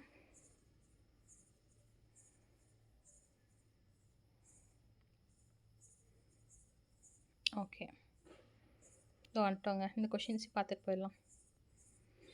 ஓகே, பின்வருவனவற்றில் எந்த உடன்படிக்கை 2ஆம் கர்நாடக போரை முடிவுக்கு கொண்டு வந்தது. பாண்டிச்சேரி உடன்படிக்கை. ஐலா சாம்ப்ளா அப்படின்றது 1748 முதலாம் என்ன அப்படின்னு பார்த்தீங்கன்னா ஃபர்ஸ்ட் கர்நாடிக் வார் ஓகேங்களா. பாண்டிச்சேரி பொறுத்த வரைக்கும் செகண்ட் கர்நாடிக் வார், பாரிஸ் பொறுத்த வரைக்கும் 1ஆம் கர்நாடக போர் ஓகேங்களா. மங்களூர் வந்து 84 நடக்கும். அது வந்து எதோடைய போர் அப்படின்னு சொல்லிட்டு கீழே கமெண்ட் பண்ணுங்கள் ஓகேங்களா. அதுக்கடுத்த கேள்வி, வங்காளத்தில் இரட்டையாட்சி முறையை அறிமுகப்படுத்தியவர் யாருன்னா ராபர்ட் கிளைவ் அவர்கள். 1765 2வது முறையாக பெங்கால் கவர்னர் ஆகிறப்ப அறிமுகம் படுத்துவார். இது வந்து வாரன் ஹஸ்டிங் 1772 வந்து நிறைய வந்துட்டு என்ன பண்ணுவாங்கன்னா, தேவரம் லஞ்சம் வாங்குறாங்க, நிறைய வந்து ரிஃபார்ம்ஸ்லாம் பண்ணணும் அப்படின்னு. ரிஃபார்ம்ஸ்லாம் வந்து நிறைய வந்து ரொம்ப சீர்கேடாக இருக்குது அப்படின்றதுனால டியூவல் சிஸ்டத்தை வந்து அபாலிஷ் பண்ணிடுவார். துணைப்படை திட்டத்தை சப்சிடரி அலைன்ஸ் ஏற்றுக்கொண்ட முதல் இந்திய அரசு எது அப்படின்னு பார்த்தீங்கன்னா ஹைதராபாத். 1798 போடுவாங்க, உடனே அக்செப்ட் பண்ணிப்பாங்க. தஞ்சாவூர் 1799 2வதுன்னு கேட்ட தஞ்சாவூர், 3வது அயோத்தி 1801 ஓகேங்களா. ஸோ நிலத்தின் உரிமையாளர் குடியானவன் ரயட் என்று அறிவிக்கப்பட்ட நிலவரி முறை எது அப்படின்னு கேட்குறாங்க. உங்களுக்கே தெரியும், ரயத்வாரி முறைன்னு சொல்லுவாங்க. தாமஸ் மொன்ரோ வந்து தாமஸ் மொன்ரோ போடுங்க, இல்லை ஹாஸ்டிங்ஸ் போடுங்க. இவங்க 2 பேருமே ஒரு நாள் ரிட் அப்படின்ற ஒருத்தர் வருவார், தாமஸ் மொன்ரோ கூட. REEDன்னு சொல்லுவாங்க. 1920 போடுவாங்க ஓகேங்களா மெட்ராஸில். வாரிசிழப்பு கொள்கை மூலம் ஆங்கிலேயர்கள் முதலில் இணைத்த சுதேச பகுதியான சதாரா 1848 ஓகேங்களா. ஸோ நாக்பூர், ஜான்சி, சாம்பல்புரம் இணைத்திருப்பாங்க. நான் ஷார்ட்கட் சொன்னால் ஞாபகம் வச்சுக்கோங்க ஓகேங்களா. எந்த போரில் பிரெஞ்சு தளபதி கவுண்டி லாலி தோற்கடித்தார்? ஓகேங்களா? ஸோ எந்த போரில் பிரெஞ்சுடைய தளபதி கவுண்டி லாலி வந்து தோற்கடிக்கப்பட்டார்கள் அப்படின்னு பார்த்தா வந்தவாசி போர் 1760களில், அதேபோல் அலகாபாத் பக்சாருக்கு வந்து 1765களில் ட்ரீட்டி. அதுக்கு அடுத்த கேள்வி, ஆங்கிலேய கிழக்கிந்திய கம்பெனிக்கு முகலாய பேரரசர் திவானி அதாவது வருவாய் வசூல் உரிமை வழங்கியவர் உடன்படிக்கை தான் அலகாபாத் உடன்படிக்கை. ஓகேங்களா? அதுக்கு அடுத்த கேள்வி, இந்தியாவில் குடிமை பணி சிவில் சர்வீஸ் உருவாக்கியவர் எல்லாம் ஃபாதர் ஆஃப் சிவில் சர்வீஸ்ன்னு கேட்டால் கார்ன்வாலிஸ் அவர்கள். ஓகேங்களா? ஸோ இந்த கீ பாயிண்ட்ஸ்லாம் ஃபஸ்ட்டே பார்த்தாச்சு, முடிஞ்சிச்சு. ஓகே, உங்களுக்கு நம்ம அகாடமியோட டிஎன் டெட்டில் வந்து ஜாயின் பண்ணணும்னு விருப்பம் இருந்துச்சுன்னா வந்து சோசியல் சயின்ஸ் அண்ட் சைல்டு பெடகாலஜியில் ஜாயின் பண்ணிக்கோங்க. 8940787647 நம்பர். ஓகேங்களா? ஸோ வந்து நிறைய பேர் வந்து நிறைய கமெண்ட்ஸ் நல்ல கமெண்ட்ஸ்லாம் பண்ணுறீங்க, தேங்க்யூ. ஸோ வந்துட்டு 2-3 கமெண்ட்ஸ் தான் வந்துட்டு என்ன அப்படின்னு பார்த்தீங்கன்னா அதுவுமே நல்ல கமெண்ட்டாக தான் இருந்துச்சு. தேங்க்யூ மேம், நீங்கள் ரொம்ப எஃபர்ட் போடுறீங்க. ஸோ ஆங்கிலத்தை கம்மி பண்ணிக்கோங்க அப்படின்னாங்க. நான் முடிஞ்ச அளவு கம்மி பண்ணுறேன் சார். ஸோ ரொம்ப ட்ரை பண்ணுறேன். ஓகே, மேபி எனக்கு நான் கிளாஸ் மேக்ஸிமம் நான் இப்படி நடத்திருப்பேனான்னு தெரியல. இப்படி நடத்திட்டேன். எனக்கும் தமிழ் ரொம்ப பிடிக்கும். தமிழில் நான் வந்து பேச ட்ரை பண்ணுறேன். தேங்க்யூ இந்த மாதிரி கமெண்ட் பண்ணதுக்கு. நிறைய பேர் வந்து நிறைய தம்ஸ் அப்லாம் போட்டிருந்தீங்க. ஸோ உங்களுக்கு இந்த வீடியோ பிடிச்சிருந்தா தம்ஸ் அப் போடுங்க. ஓகேங்களா? ஸோ நான் திருப்பி சொல்கிறேன், இந்த பாயிண்ட்லாம் உங்களுக்கு ரிவைஸ் பண்ண உதவுமே தவிர, இப்போ ஃபார் எக்ஸாம்பிள் உங்களுக்கு வில்லியம் பென்டிக்னா அந்த 2 பாயிண்ட்ஸ் மட்டும் வராதுங்க. ஓகேங்களா? கிட்டத்தட்ட வில்லியம் பென்டிக் பொறுத்த வரைக்கும் 3-4 பேஜஸ் படிக்கிற மாதிரி வரும். இது எல்லாத்தையுமே நீங்கள் படிச்சாகணும். ஓகேங்களா? ஸோ வில்லியம் பென்டிக் பொறுத்த வரைக்கும் இது எல்லாத்தையும் நீங்கள் படித்தாகணும். அதே போல் ஒவ்வொரு கவர்னரும் சரி, ஒவ்வொரு வைஸ்ராயும் சரி, இதெல்லாம் படிக்கணும். இன்னும் அகாடமி ஸ்டூடெண்ட்டுக்கு வந்து என்ன அப்படின்னு பார்த்தீங்கன்னா, இன்னும் 2 ஒரு ஃபுல் டெஸ்ட் மட்டும் இருக்குங்க. ஓகே, 8 இன்றைக்கி போட்டேன்னு நினைக்கிறேன். 9 and 10 மட்டும் இருக்கும். ஓகேங்களா? ஸோ முடிஞ்சால் நாளைக்கே அந்த 9 and 10 உங்களுக்கு அனுப்பிச்சிடுறேன். இன்றைக்கி அனுப்புறதா சொல்லியிருந்தேன், கொஞ்சம் ஒர்க் ஹெவி ஒர்க்குங்க. ஸோ 9 and 10 பொறுத்த வரைக்கும் நான் நாளைக்கு அனுப்பிச்சி விட்டுறேன் உங்களுக்கு. ஸோ 9 and 10 முடிஞ்சிச்சுன்னா அதுக்கப்புறம் நீங்கள் தானாக வந்து ரிவிஷன் போய்க்கலாம். ஸோ ஓகேங்களா? ஒரு எக்ஸ்பெக்டேஷன் தேவையில்லை உங்களுக்கு. இந்த மாதிரி மேம் கொஷின் வைப்பாங்க, வெயிட் பண்ணணும்னா தேவையில்லை. உங்களுக்கு வந்து டேரெக்டாக நீங்கள் என்ன பண்ணலாம் அப்படின்னு போய்க்கலாம், நீங்கள் ரிவிஷனுக்கு போய்க்கலாம். ஓகேங்களா? So thank you as friends. Next நாளைக்கு வந்து 5 and 6 அப்லோட் பண்ணுவோம். நாளைக்கு என்ன டேட் அப்படின்னு பார்த்தீங்கன்னா 7ஆம் தேதி. 8ல் வந்து உங்களுக்கு வந்து 7, 8 நடக்கும். 9 பொறுத்த வரைக்கும் வந்து 9, 10. ஸோ உங்களுக்கு 9th முடிஞ்ச அளவுக்கு நான் எல்லாத்தையுமே இந்த 12th பேலன்ஸ் இருக்கும் அதை கால் பண்ணால் 10, 11, 12. ஸோ வந்து உங்களுக்கு ஓரளவுக்கு ரிவிஷனுக்கு கரெக்டாக இருக்கும். Thank you as friends.